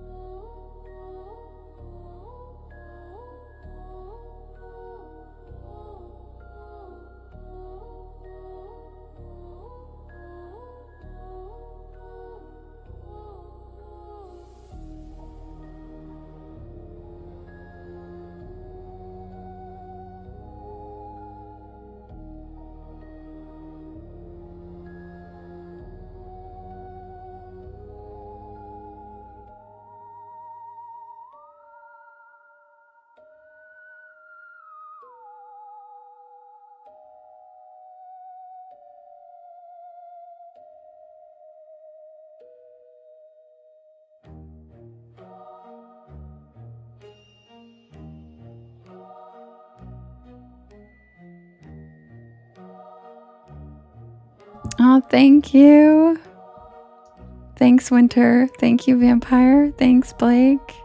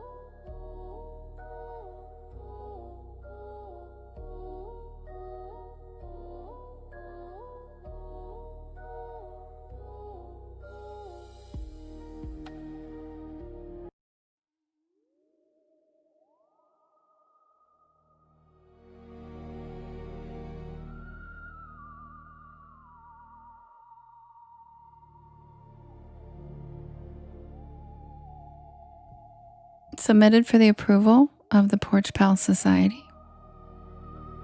Aw, thanks, Mamasaurus. You're the best. I get excited when you're here. Thanks, Jasmine. Submitted for the approval of the Porch Pal Society. This is the tale of the names in the logbook.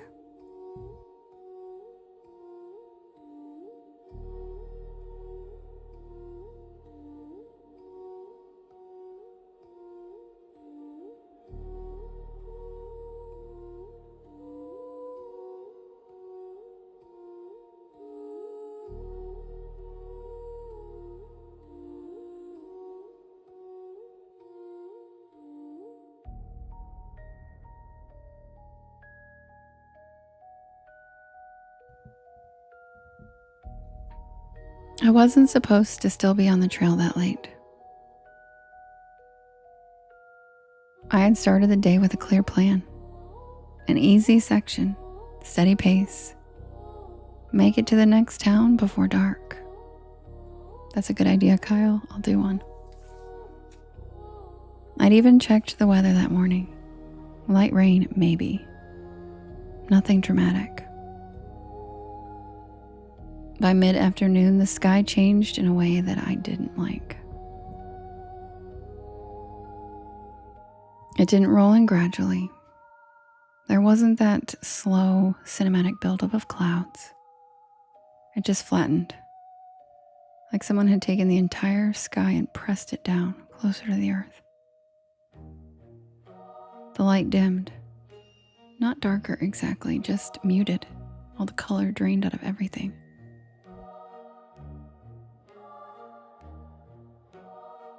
I remember stopping on the trail and looking up through the trees, feeling that quiet creeping certainty that I had misjudged something. Tommy. Then the wind hit, hard and sudden. It pushed through the branches in a way that made the whole forest sound like it was breathing.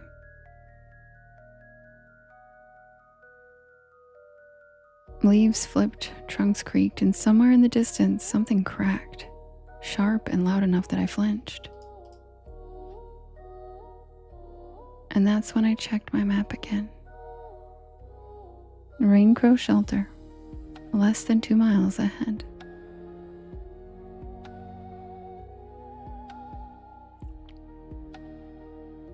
I hadn't planned to stop there. It wasn't even on my itinerary.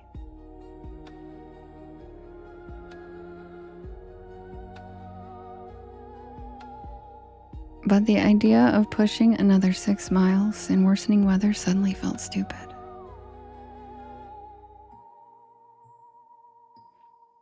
Thank you, Sherry. Thank you, James. The kind of decision you regret halfway through making it. So, I turned my focus forward and I picked up the pace. I love that, Vampire.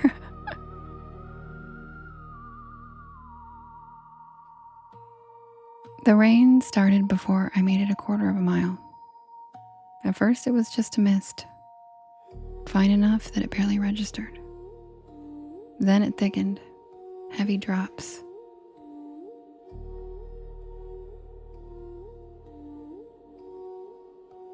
Fast and cold, soaking through my jacket faster than it should have.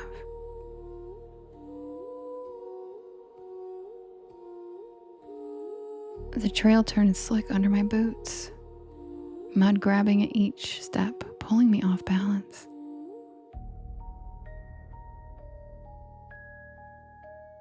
I don't like being rushed in the woods. Everything feels louder. The breathing, the footsteps, the way your pack shifts and creaks. It all starts to feel like noise you can't control, and something about that makes you hyper aware of everything else. A little misty. That's what I call it, Matt.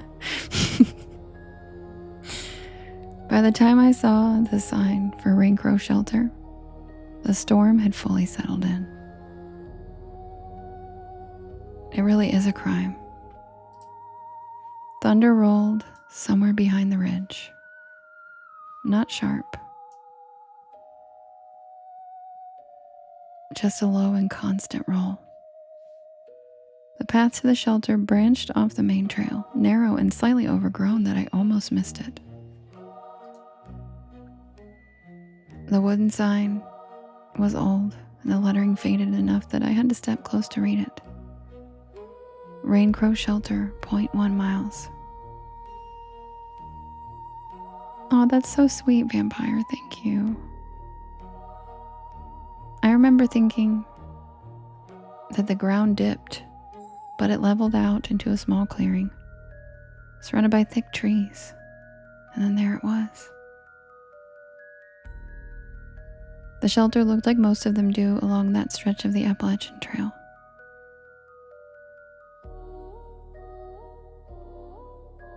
Three wooden walls, open front, a slanted roof built to shed rain. Weathered but sturdy, built to last. And then I realized there were already people in there. 4 of them. And that surprised me. And not because shelters don't get crowded, they do, but this section of the trail wasn't busy. And with the storm rolling in, I hadn't expected anyone to have gotten ahead of it. They were spread out across the interior, each with their own space. Packs lined up against the back wall, boots set neatly near the edge to dry. The kind of quiet organization you only see from people who have been doing this for a while. No one looked up when I stepped in, and that struck me as odd. Hikers usually acknowledge each other, even if it's just a nod or something small. Some recognition that you're sharing space, sharing circumstance. Spooky cabins. Here, it felt like I had walked into something already in progress. It was weird. I shook off as much water as I could, and I set my pack down near the entrance. The air inside was warmer than outside, but not by much. It held on to the dampness, filled with the musty smell of old wet wood and moss. Eventually, one of them glanced over at me. A man, older. Maybe late 50s, lean, his beard was streaked with gray. His jacket was worn in a way that suggested years of use. He gave a small nod and I returned it. And that was the extent of it. No introductions, no small talk. Right, Vampire? Me too. No introductions, no small talk, just an understanding that I was there now. I told myself it was fine. Some hikers are like that, reserved, focused inward.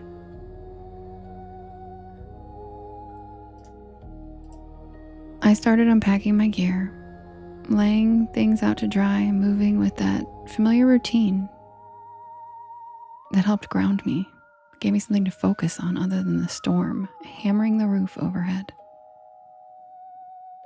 The others barely moved. That was the next thing I noticed. There was no shifting, no adjusting, no small unconscious movements, just stillness. The older man sat near the back wall, hands resting on his knees. Across him, a younger guy, mid-20s maybe, leaned against his pack, staring out at the rain. There was a woman near the corner, her hair pulled back, her clothes dark and damp, but not dripping.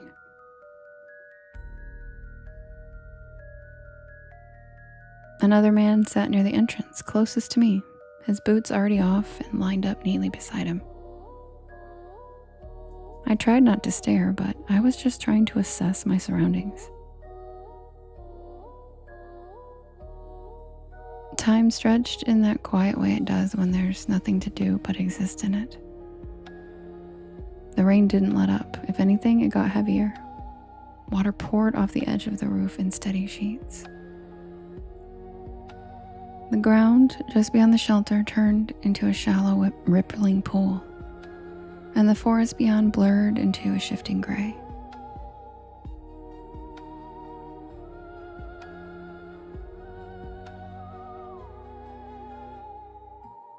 I pulled out a protein bar and I ate it slowly. Hi, Viking. More for something to do than because I was hungry. At some point, the woman shifted slightly, just enough to look at me. There was something in her expression.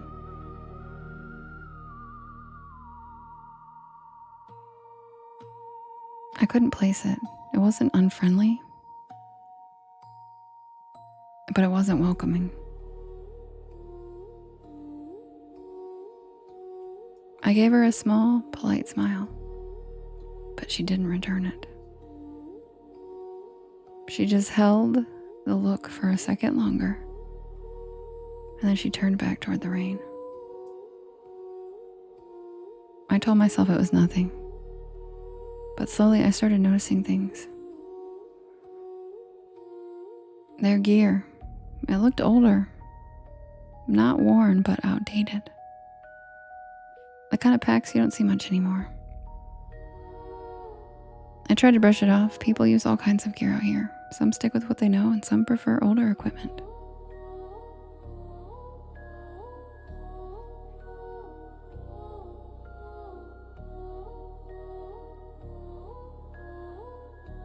Good night, vampire. Sweet dreams. The evening settled in and the light outside faded faster than it should have. The storm thickened and darkness swallowed what little remained of the daylight.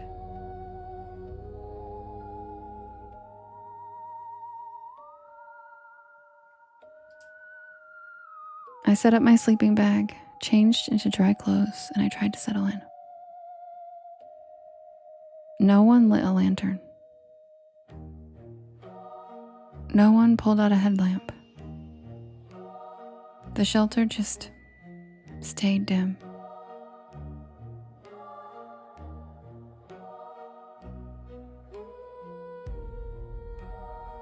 Enough ambient light filtered in from the storm that I could still make out shapes, outlines during the lightning strikes, but it wasn't comfortable. It wasn't the kind of light you choose.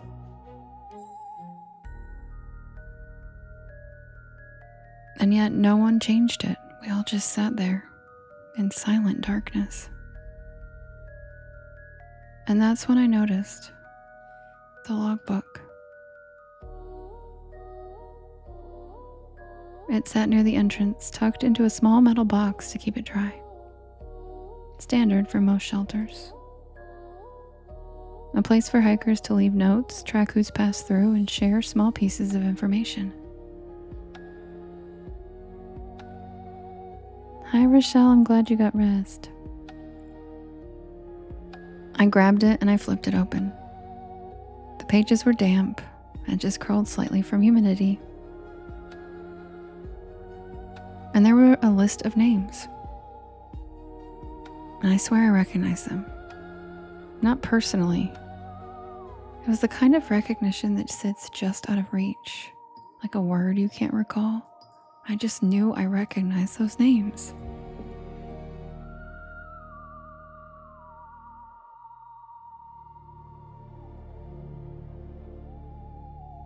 I glanced up and the others still hadn't moved. Not even a glance in my direction. I closed the book and I set it back.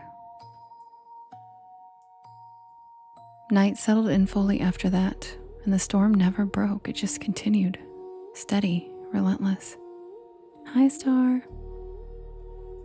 I laid in my sleeping bag listening to it, letting the sound fill the space where thoughts might have gone.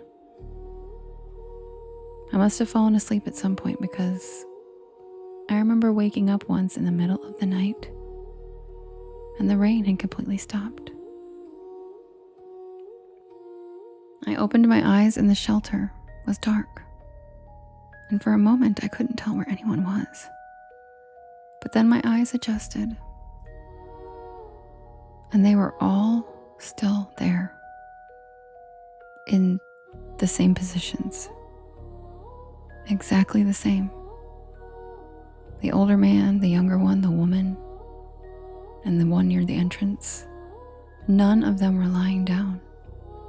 None of them were sleeping.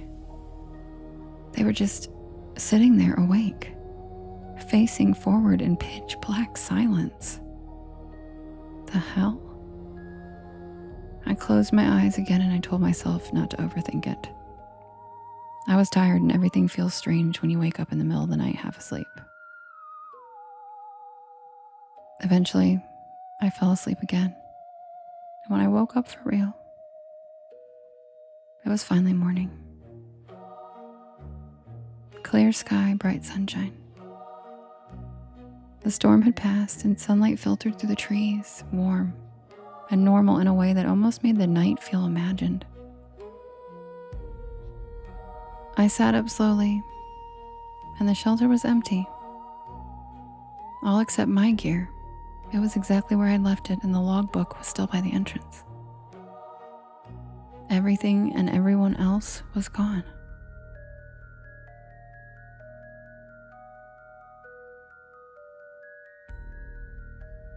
I stepped outside. The ground was damp. There were no footprints.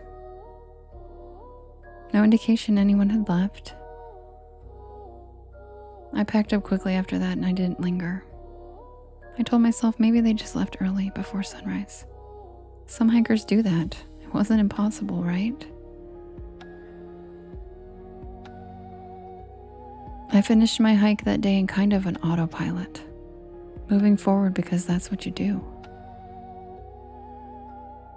By the time I reached town, everything felt distant. Later that night, I decided to look it up.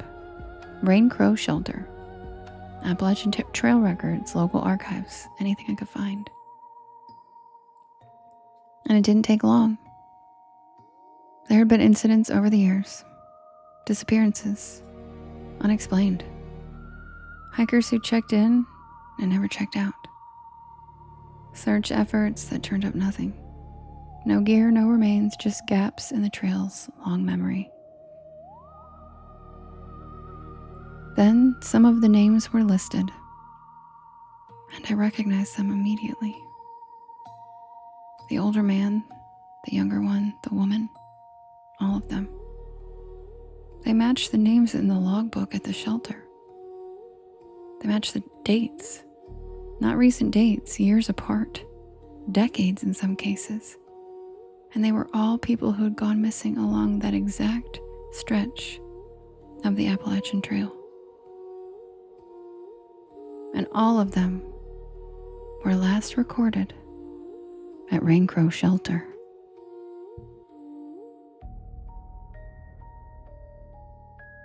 And that's the tale of the names in the logbook.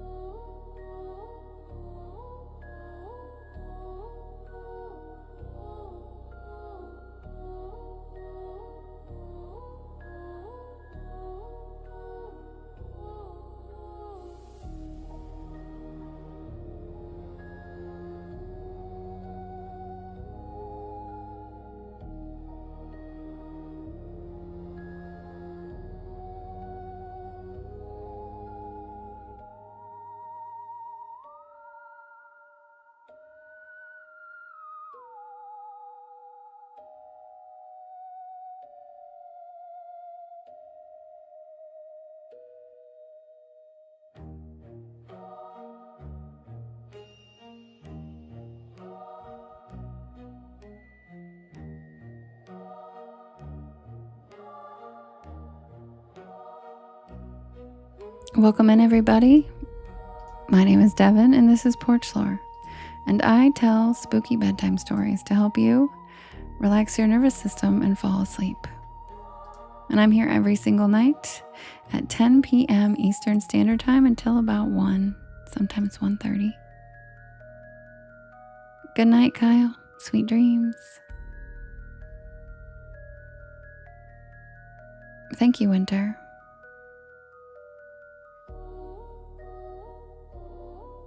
Way to get my name out there. What do you mean? In the logbook? Thank you, Chelsea. Matt, making it rain. Thank you, Matt.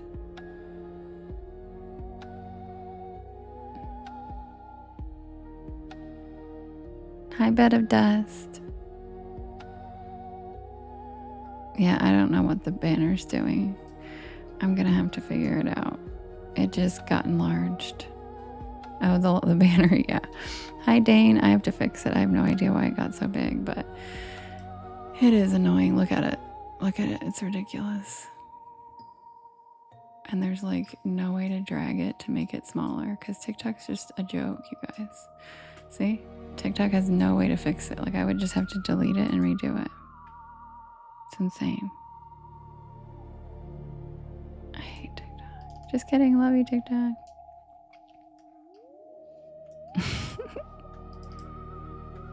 Yeah, there's no way to even like be able to access like the corner of it. It won't let me drag the corner of it. So I'm just gonna have to delete it. Stupid ass app. I know. Like, it blew up. It's so stupid. I cannot stand. Oh, there we go. Look at me. Look at me figuring it out. Fucker. Stupid ass app. Look at that, guys. Did it. Boom.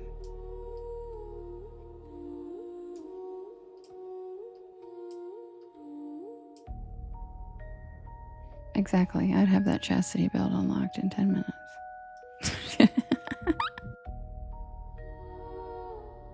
Thank you, Erica.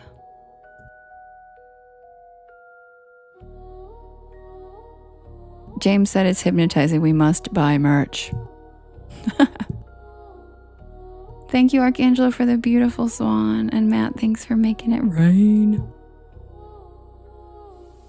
Yeah, look at us. Who would have thought, Matt?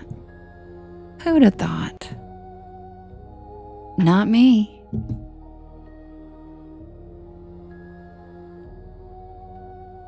You guys, I ran out of my Chinese peach candies and I'm really sad.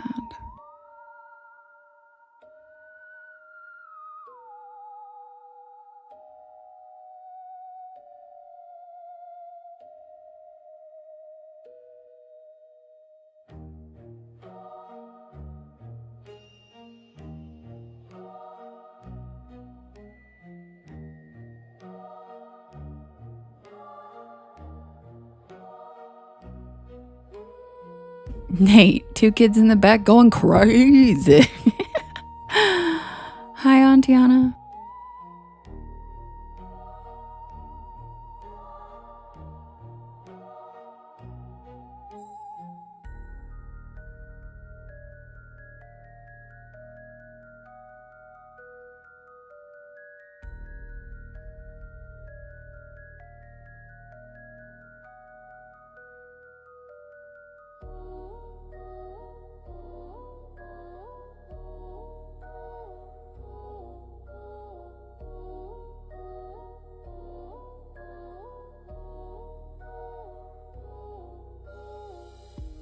All right, guys, the next poll is ready. Yes, Skrilla. But are you flavored like peach though?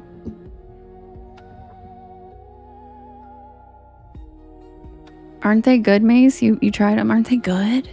I love them. Okay, guys, the next poll is ready. We have Highway 666, the most requested story of the night. We have Booger Hollow. We have Spearfinger. We have Poplar Creek, and we have The Hitchhiker. Pippa. You're so cute. All right. You can vote in the top left-hand corner.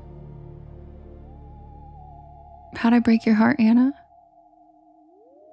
How'd I break your heart? You can vote in the top left-hand corner. There's a blue box. You can vote up to 50 times. And you can vote for more than one story. Who's it gonna be?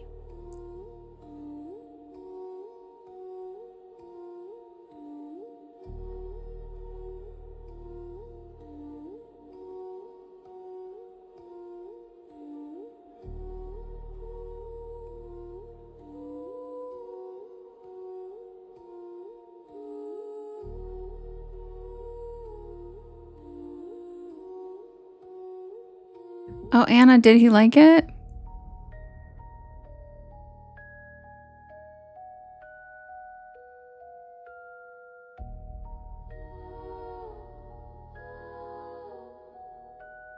Oh yeah, Anna Marie, the live version's different.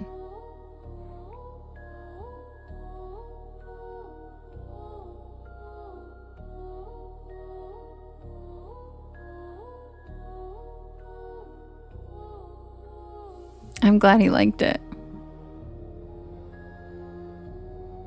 Yes, Jennifer, it's so good. I'll find out the name. I showed it to everybody on my Wednesday live last week, but they're so good. I'm addicted to them. I love them.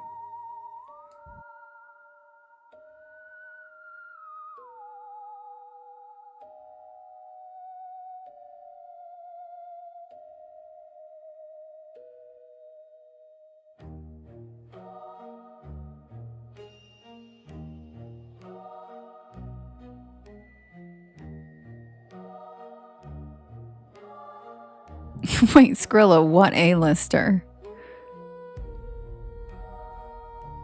I literally stacked it with ones that don't win. Spearfinger got like no votes on the last story. They literally just don't want your story to win. Yeah, Spearfinger was on the last poll and she literally didn't get any votes. People are just going against.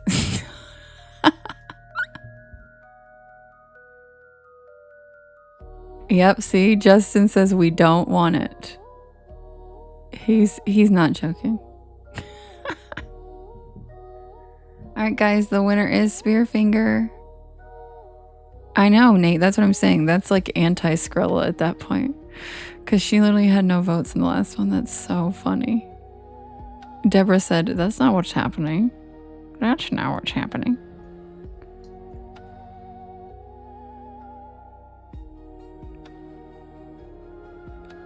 No, Tracy, that's not what we're talking about. Yeah, Spearfinger is good, but I'm just laughing that she got no votes on the last one until nobody had any other choice besides to not vote for the Skrilla story. We keep testing to see if people just don't want that story, and every time it becomes the one that people are like, nope, nope. Yep, I know. Right, Mace? Yeah. I kept putting it up there against all the, and like Spearfinger got no votes in the last one. And then this time she knocked it out of the water because they were like, we'll all just vote for her. I know, James, that's what I said. It's won twice when he's not here. That's the funniest part is everybody votes for it when he's not here. I know, lovely. Can you believe it? That one got 0 votes. The permit got 0 votes. It's so funny. She says, I love when they troll Skrilla. Also, yeah, you guys vote for it when he's not here. Also, lovely, you missed Tesla. That's why I sent it to you.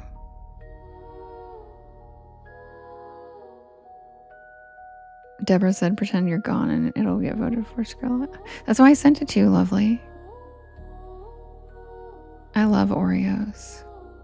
I love Oreos. I love dipping them in milk just for a little, just enough to where they just get a little bit of squishy and then, That would be so funny, Skrilla. I should do that. Okay, guys. I'll be right back with Spearfinger. Whoa.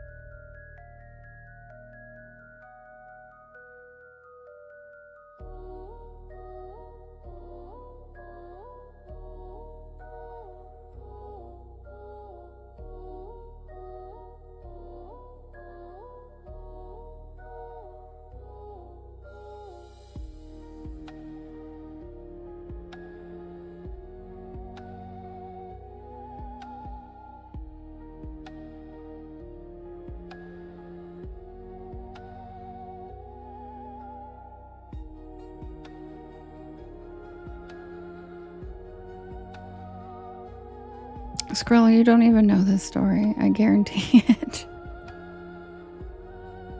Who's in this story with me, Skrilla? Who's in this story with me?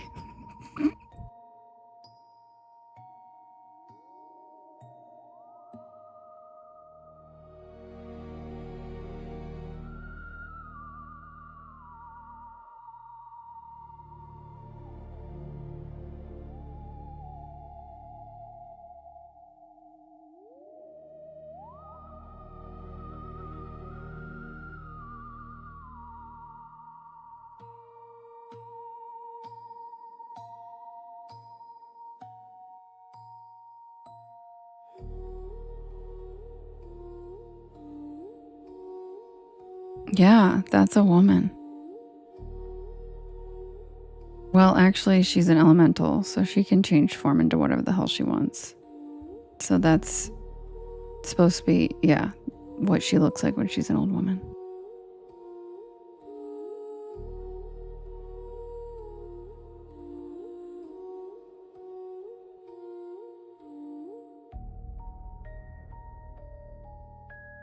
What do you mean, Deborah? We refer to her as her in the story.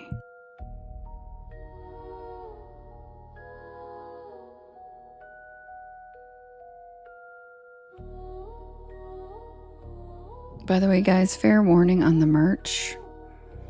I ordered the tank tops, and they are lovely materials, so soft and perfect.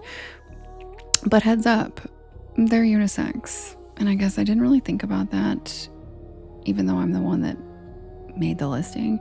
I wasn't really sure what they were gonna, and so I have large breasts, so I ordered an extra large. And Matt, are you still in here? Yeah, they are amazing, but like, what size is yours, Matt? Because I ordered an extra large, and it's humongous. Like, it looks like one of those tank tops where the dudes have their armpits hanging out. Like you can see my whole boob on the side. Like, out the sides. You ordered a large, Matt? Okay, yeah, then mine's out of control. I got an extra large, and literally, yeah, the armholes, yup, the armholes are just down, and there's the boob, and it's just, so I'm like, well, do I wear a tank top under it? The tank top, that's fucking stupid. So, because it's just too big. No, it's not a racer bag. It's like a really comfy cute. I just got, the size is like way too big. So I'm gonna have to order a different size.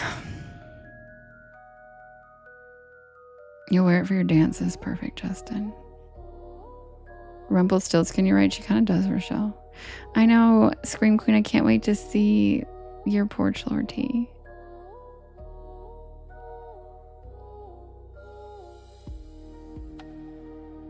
Yeah, Star, I'm actually wearing it right now because it's comfy with a sports bra, literally. So you got it. That's what I'm going to do with it. I'm like, well,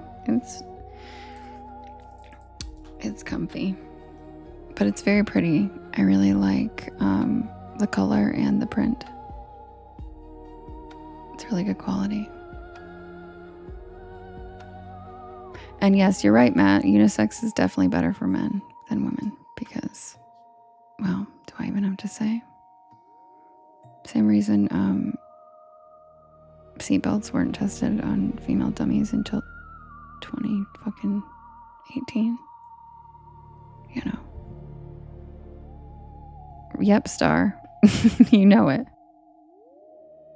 Yeah, and Matt, I just ordered the way too wrong of a size. Like, because like in a women's, I'd be an extra large because I have large boobs. But like, this is unisex, so like I definitely need a small or medium. But it's amazing.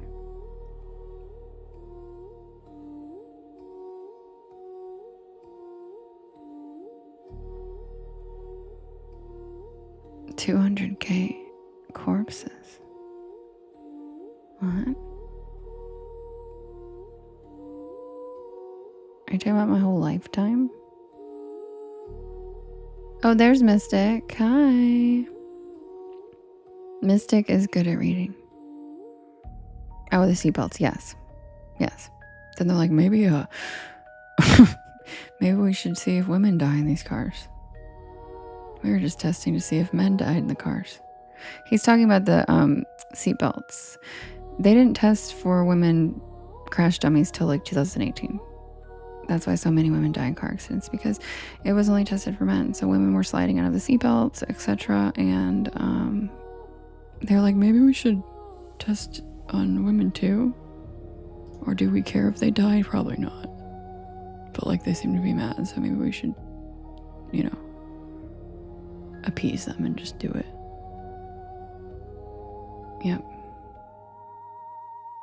How long ago was the car invented?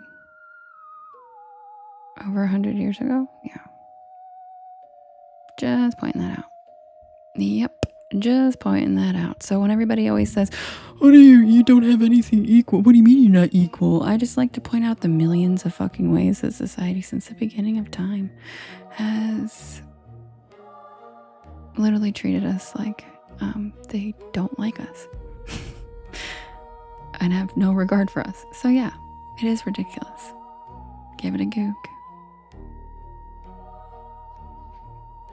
Star, they still don't. Are you serious?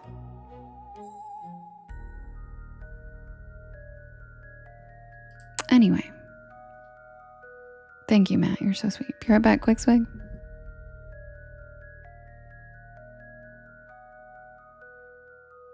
Does Spearfinger have Banshee music? Anybody remember?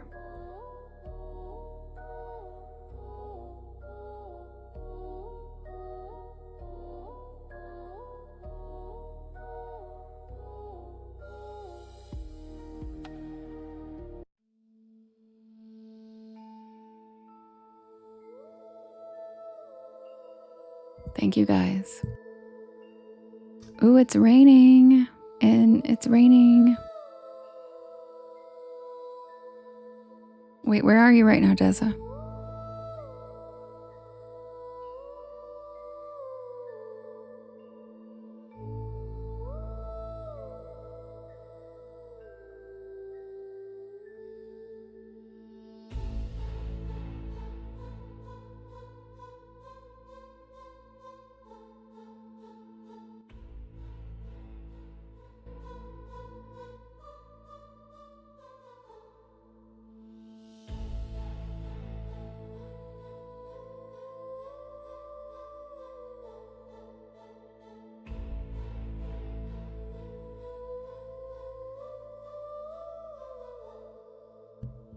Submitted for the approval of the Porch Palace Society.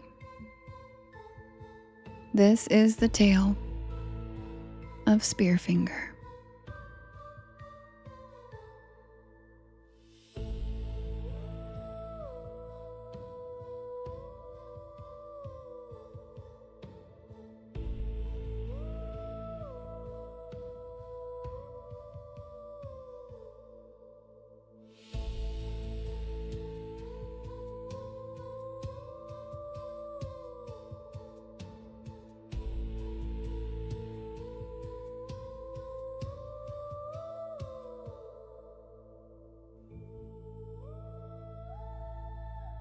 People talk about the Great Smoky Mountains National Park like it's beautiful, peaceful, spiritual, and it is. But there's another side to those mountains that locals don't always openly discuss. The Smokies are ancient, older than every other mountain range on Earth. And there are places deep in those forests where the air feels heavy in a way that's difficult to explain. Dazza, are you going live after me? I'm going to pin you in case you are, because you might be on by the time the story's done.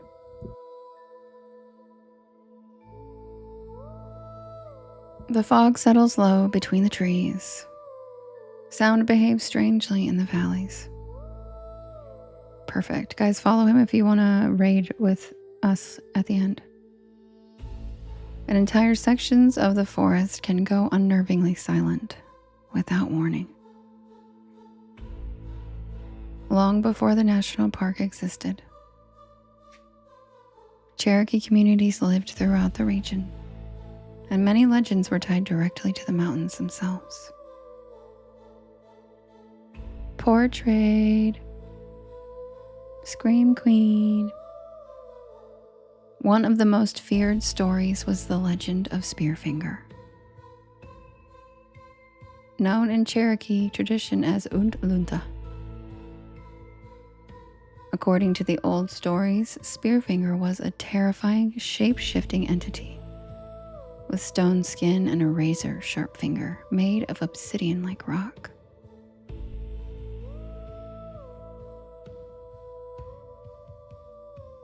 She could disguise herself as an elderly woman and lure people close before attacking them. Unlike other monsters from folklore, Spearfinger wasn't described as wild or animalistic.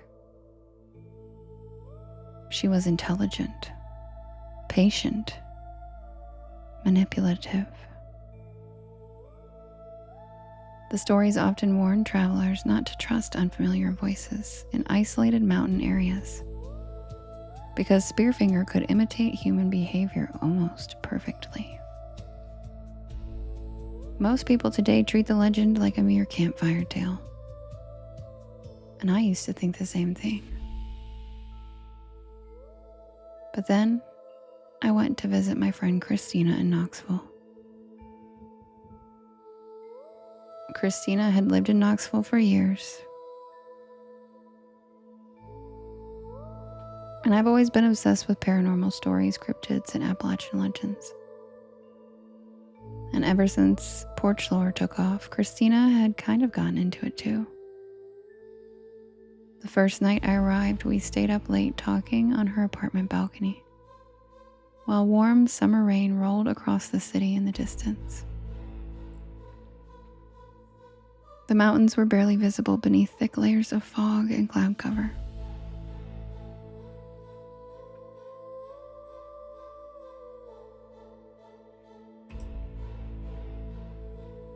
Christina told me that she had found a secluded hiking trail online.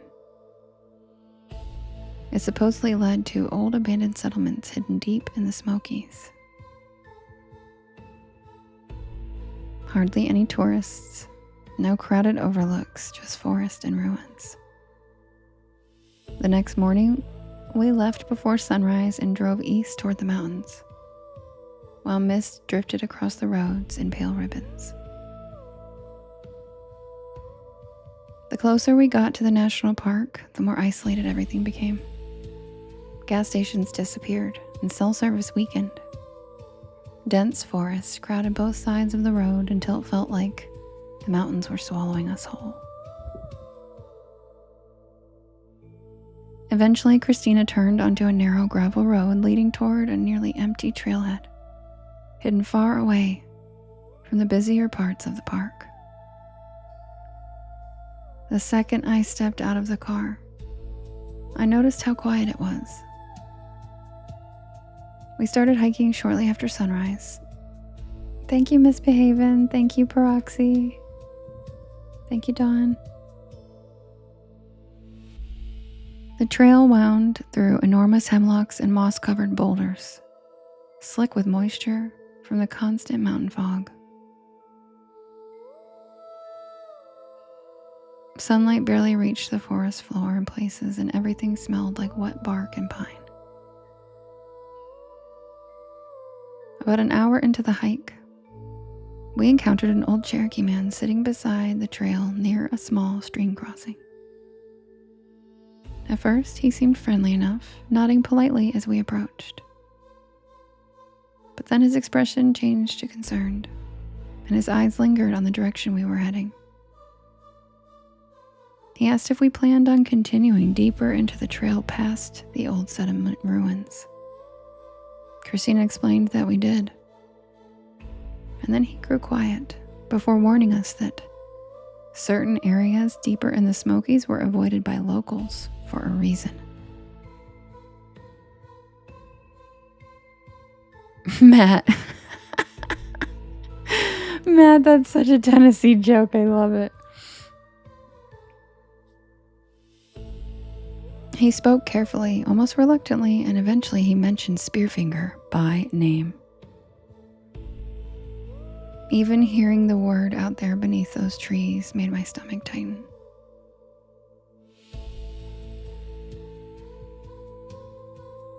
The man explained that stories about Spearfinger were never intended as entertainment. According to him, the old legends existed because people had encountered something dangerous in those mountains long ago. Thank you, Dawn. Thank you, lovely. Thanks, Taryn. He specifically warned about hearing voices in isolated parts of the forest. Then he told us if the forest ever became completely silent, that we needed to leave immediately.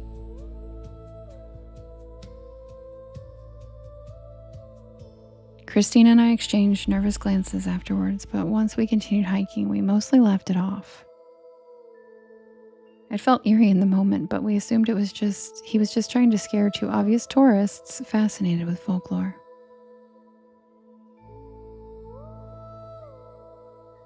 The trail grew steeper as we climbed higher into the mountains. Fog drifted heavily between the trees now, sometimes so dense it completely obscured the woods ahead of us. They're called the Smokies for a reason. Eventually, we came across the remains of several collapsed cabins hidden deep in the forest. The place felt wrong immediately.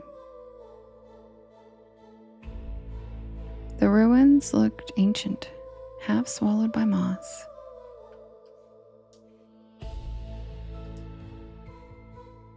Rotting wood sank into the earth while crooked stone chimneys rose between the trees like gravestones. Then the woods went silent. Completely silent. No birds, no insects, nothing. Before either of us could say anything, I heard footsteps somewhere behind us.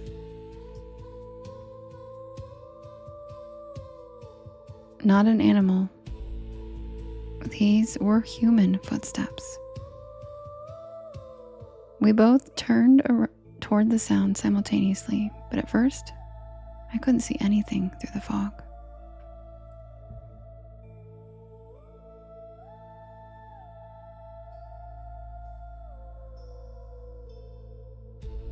Then a shape slowly emerged. An old woman stood motionless in the forest, maybe 30 feet away. She wore long gray clothing stained dark around the edges, and her white hair hung in tangled strands around her face.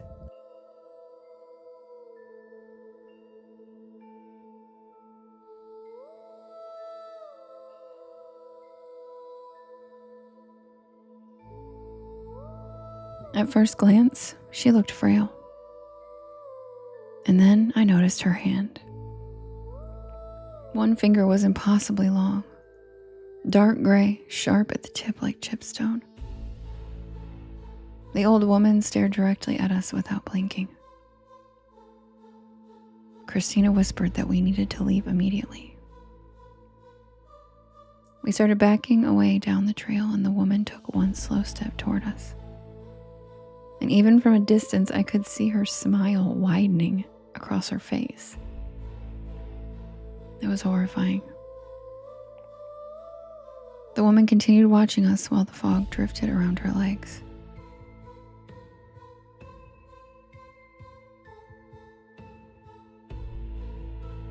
I heard a noise behind me. When I looked back, I spun around and nobody was there. When I looked back toward the woman, she had moved closer without making a sound.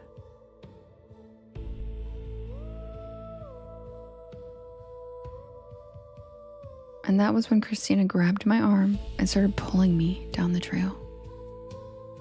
The footsteps followed almost immediately behind us, perfectly matching our pace. And every time I looked back, the old woman seemed nearer than before, despite the fact that we never even saw her walking toward us.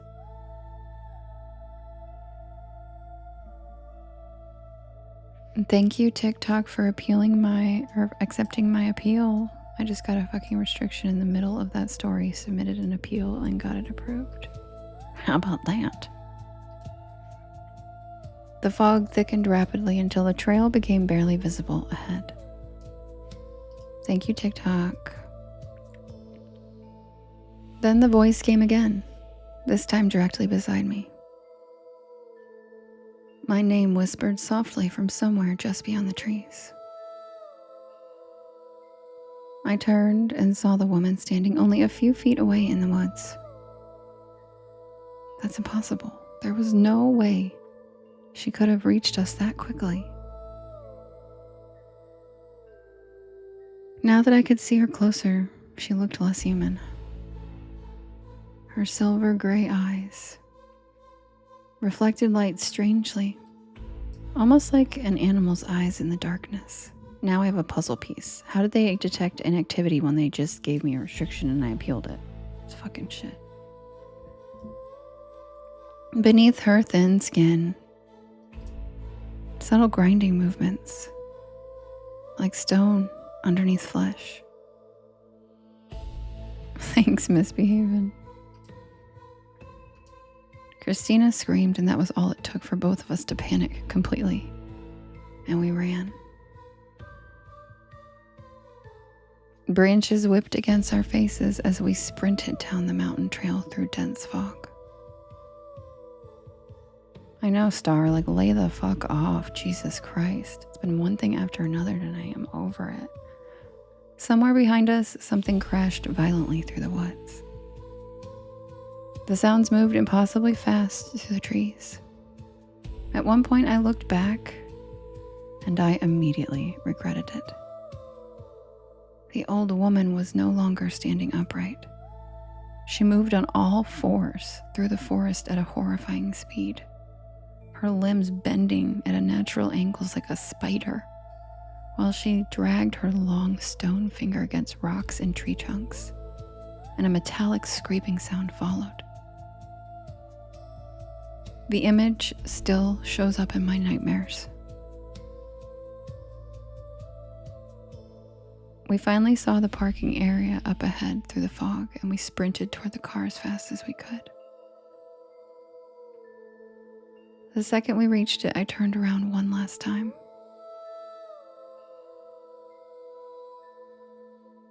The forest had gone completely still again. The woman stood motionless at the edge of the trees, watching us, smiling. Christina reversed out of the gravel lot so fast we nearly slid into a ditch. Neither of us spoke much during the drive back to Knoxville. That night, neither of us slept. We stayed up all night reliving the experience,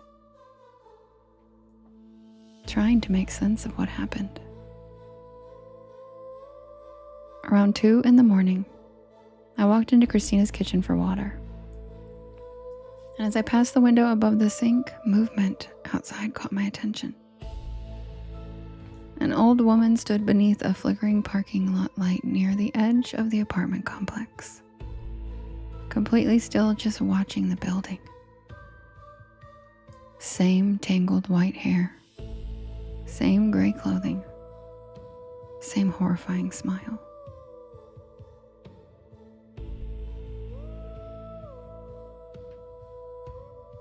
I called for Christina to come into the kitchen and she rushed into the room moments later. But by the time we both looked outside again, the parking lot was empty. Still, neither of us spoke while Christina quietly locked every deadbolt on the apartment door. I drove home 2 days later. Christina said she still sees that old woman along the border of the woods outside her apartment. And every time she has tried to approach her, she just disappears into the shadows. So be careful where you wander out in the woods and who you come across while you're wandering. Because remember, looks can be deceiving.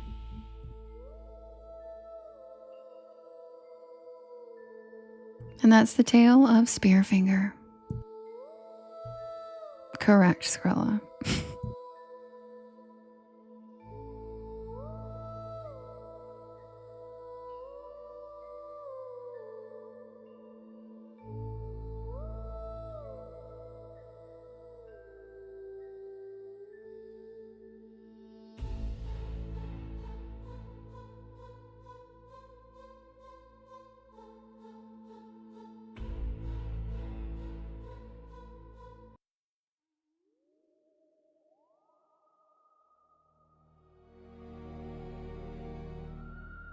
Welcome in, everybody. My name's Devin, and this is Porch Lore, and I tell spooky bedtime stories to help you relax your nervous system and fall asleep. Thank you, Michael. Welcome in. Oh, thank you, Racer Dude. I am here every single night at 10 p.m. Eastern Standard Time until about 1 in the morning. Oh, you went out and ran in the rain. I love that. I'm so proud of you. I love playing in the rain. Thank you, Amy. Thanks for helping me with my gift goal.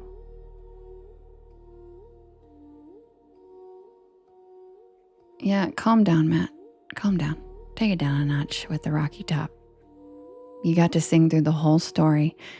You're done now.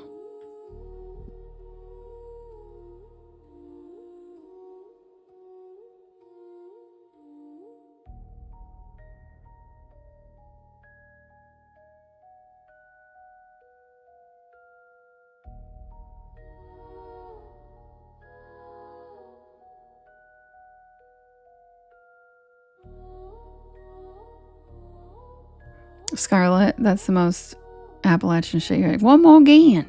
One more again. I love that. One more again.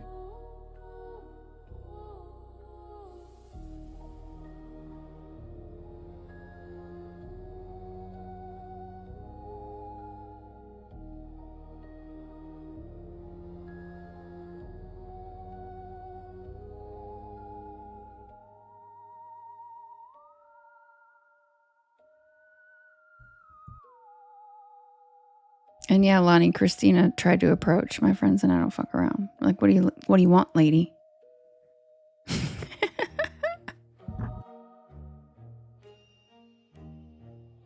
Wandering, never lost. Probably so. Carla, I love you too.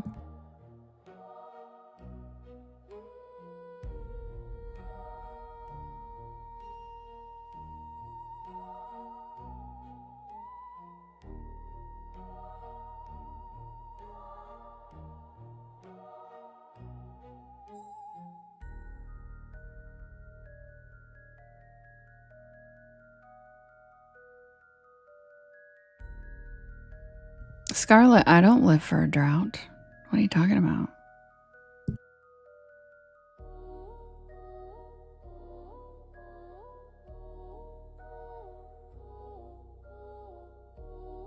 Ooh, the wind howled star? Are you getting a storm? Love it. Oh, in Bulgaria. Yeah. For sure, Bulgaria. Yep. Okay, I thought you meant the drought. I was like, what? Cinnamon ice cream is so good all the time. Holy shit. Oh, man. Man, I love dessert. on pie. That sounds so good.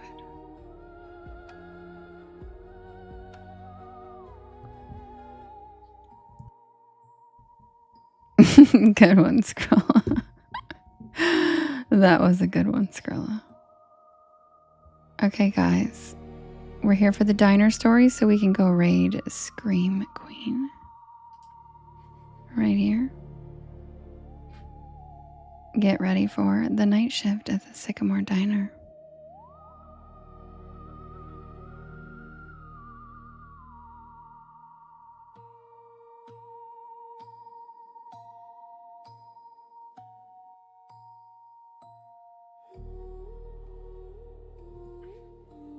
Thank you, Matt, for making it rain.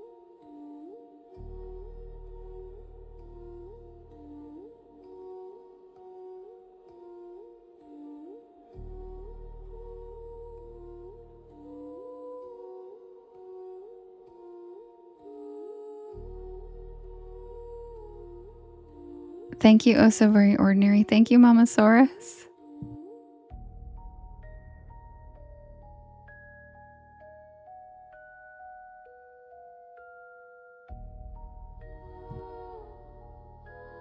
Thank you, Original KD. Thank you so much. Amy, thank you for the Earthling Hearts.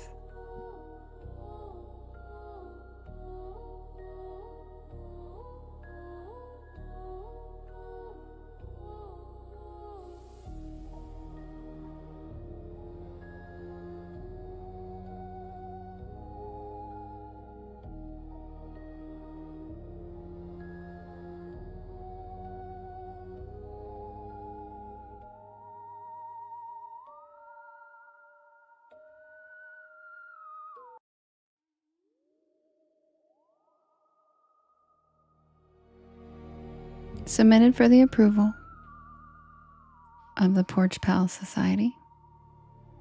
This is the tale of the night shift at Sycamore Diner.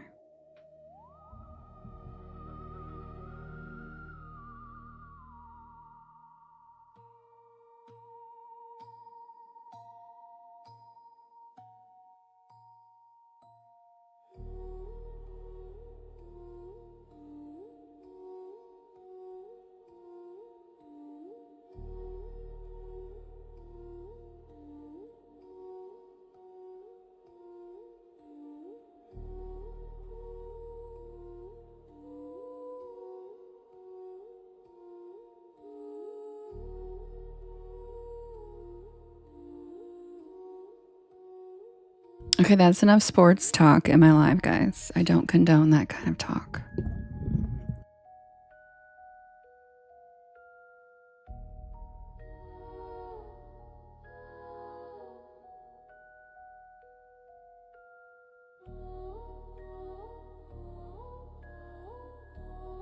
Yeah, Jenna, that happens all the time. It's a glitch. You just have to swipe out and come back.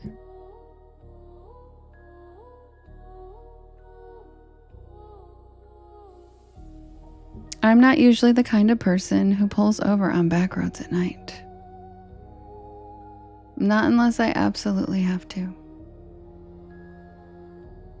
But that night, something about the storm, the long drive, and that growling pit in my stomach convinced me otherwise. I was hungry. Thanks, Jenna. It was late October, and I was headed back to campus after a weekend visit with my friends in North Carolina. I had a midterm on Monday, and my plan had been to drive straight through. 5 hours, no stops.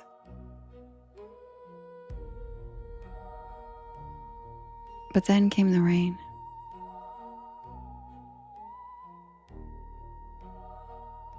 One of those cold, slanted, whispery rains that creeps into your bones and makes the windshield wipers sound like a heartbeat. I had taken the wrong exit trying to bypass traffic, and I ended up on a 2-lane back road, surrounded by nothing but pine trees and power lines. Hi, LK. Thank you, Peter. And that's when I saw the neon sign. SYCAMRE Diner. The O in Sycamore was flickering like it hadn't worked right in years. But the rest was lit up in a cherry red neon. A tiny beacon in the middle of nowhere. I figured I'd grab a quick bite, maybe some coffee, check my map, and get back on the highway. But I should have just kept driving. I should have known something was off the second I stepped inside. The bell over the door jingled, but not like a normal bell. It made this sharp metallic ping that echoed longer than it should have. The air inside was warm, almost too warm, and it smelled like grilled onions and pancake syrup. The place looked like it had been yanked straight from 1957. Checkerboard floor, red vinyl booths, a long counter with spinning stools, even a jukebox in the corner that looked like it hadn't worked in decades.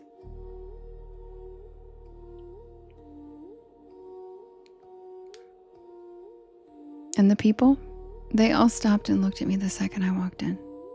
Not in a rude way, just quiet, like they weren't expecting me. Like I'd walked into the middle of a sentence that no one wanted to finish.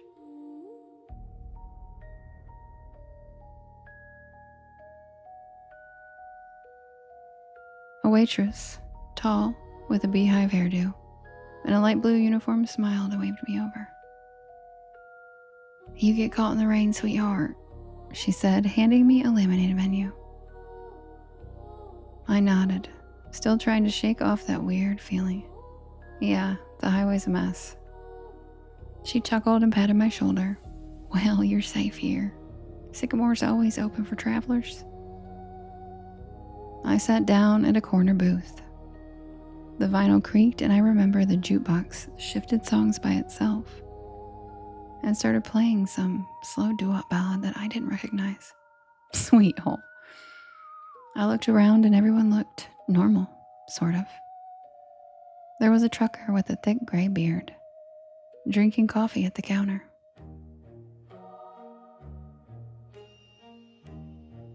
A young couple whispering to each other in a booth by the jukebox. And an older woman stirring tea like she was lost in thought. But they all had the same look in their eyes, like they were there, but also somewhere else. Like they were watching me out of the corner of their eyes, even when they were looking down. The waitress came back with coffee, strong, hot, and surprisingly good. And I ordered a grilled cheese with fries. Simple, safe. She wrote it down with one of those clicky pens and said, "Don't worry, it's on the house tonight." And that was my second red flag. No diner just gives food away. While I waited, I took out my phone to check the map. No signal, and I mean nothing. No bars, no Wi-Fi, not even GPS. Just a blank screen with a spinning wheel. I glanced out the foggy window and the storm was still going. But now the wind had picked up, and I could see the power lines swaying like jump ropes in the dark. But the diner stayed perfectly lit. Not even a flicker. The food came fast. Too fast, like under 5 minutes. Matt said I do be fibbing. But it looked amazing. Golden bread, gooey cheese, crispy fries, with a little metal cup of ketchup on the side. I took a bite. Delicious. I mean, I've eaten at a lot of diners, greasy spoons, college joints, and roadside shacks. But this was hands down the best grilled cheese I've ever had. The fries were perfect and the coffee never ran out. Every time I took a sip, it was somehow full again. I was halfway through the sandwich when the trucker got up to leave. He walked right past my table, nodded once, and whispered, "Don't stay past midnight." That's all he said. What? But he was already out the door. The waitress gave me a tight smile and walked over collecting his empty mug. "Oh, Earl, he's always saying weird stuff. Just ignore him." But I couldn't. Something about his voice stuck with me. Something about the way he looked at me. Not like I was a customer, but like I was in danger. I checked the clock over the register. 11:42.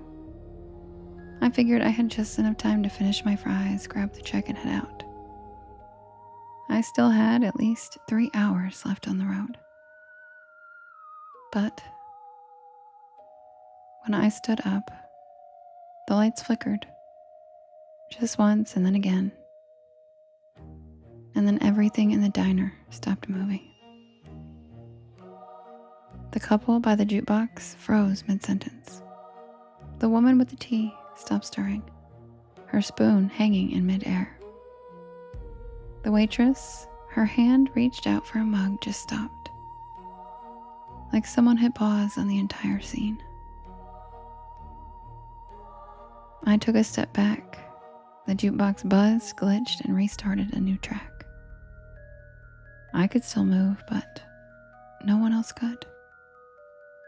And then I heard it. Not music, not a storm. A voice. Not coming from anyone I could see. Just a whisper that seemed to echo from the walls themselves. I backed toward the door, my heart hammering in my chest. I turned the knob. Locked. Of course it was locked. I tried the windows, but they were sealed shut. I started banging on the glass and shouting, but no one was outside. Just the wind and the rain, and that flickering red sign.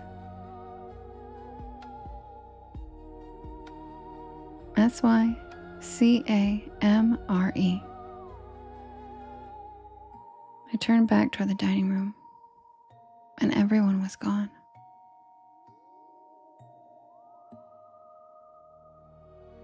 Not frozen anymore, just gone.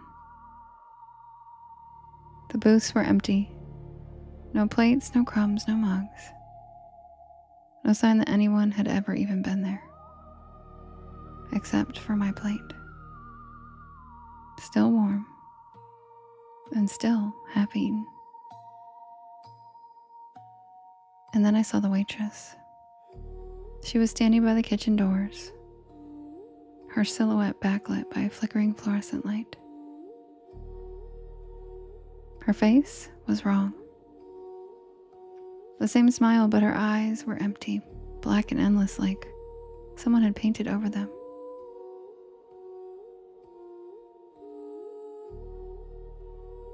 "You shouldn't be here, honey," she said in that same cheerful voice. "Not yet." I stumbled back, knocking over a chair as she took one slow step toward me.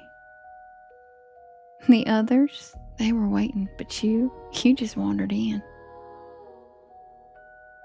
She raised a hand and the walls began to shimmer. Literally shimmer. Like heat waves on asphalt. The checkered floor rippled and the red booths started to fade, becoming outlines and then shadows and then nothing.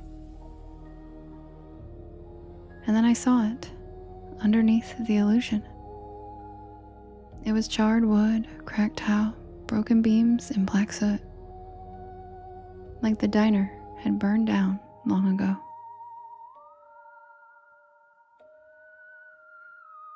I ran. I don't even remember how I got out. One second, I was inside, and the next, I was on the side of the road, soaked to the bone and gasping for air. My car was still there, pulled up with the ceiling missing, parked on gravel that didn't even look like a lot anymore.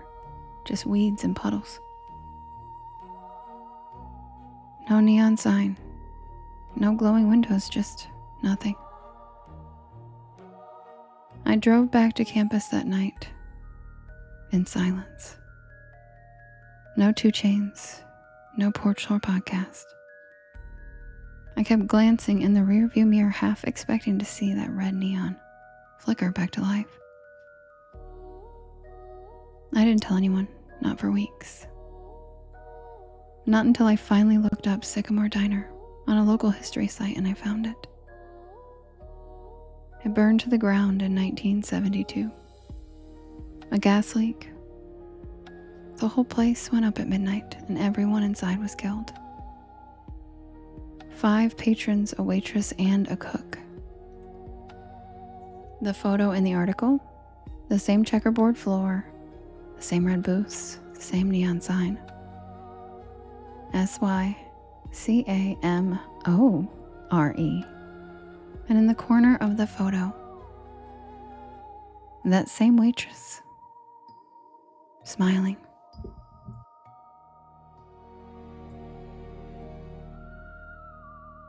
I never took that back road again. I don't even drive at night anymore if I can help it. And every time I see a neon diner sign, something in me flinches just a little, because I know I was there. And I know I wasn't supposed to be. But the part that keeps me up sometimes, the part that really makes my stomach turn, that was the best damn grilled cheese I've ever had. And I didn't even pay for it.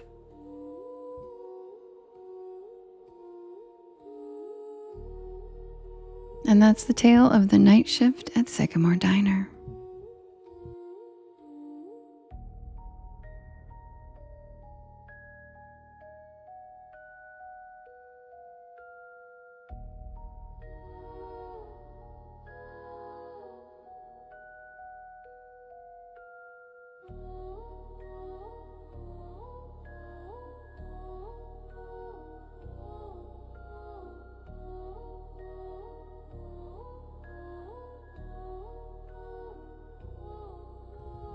Good night, Porch Pals. Thank you, Ciro. Thanks for the follow. Welcome to the porch. I am here every single night at 10 p.m. Eastern Standard Time until about 1 or 1:30 in the morning. We're going to go raid Daz's live. I love you guys so much. I'll see you over there. And if not, I will see you guys tomorrow, same time, same place, 10 p.m. Eastern Standard Time. And if you can't fall asleep, head on over to my YT channel. And there's a playlist called Bedtime Stories where you can listen to all of these back to back. You can hit shuffle. I'm also available on all of the podcast streaming sites. Just look for Porch Lore and you'll find me. Isaiah, thanks for the follow. And I hope you guys have some great dreams. Good night. I'll see you guys again tomorrow, 10 p.m. And don't forget, stay spooky.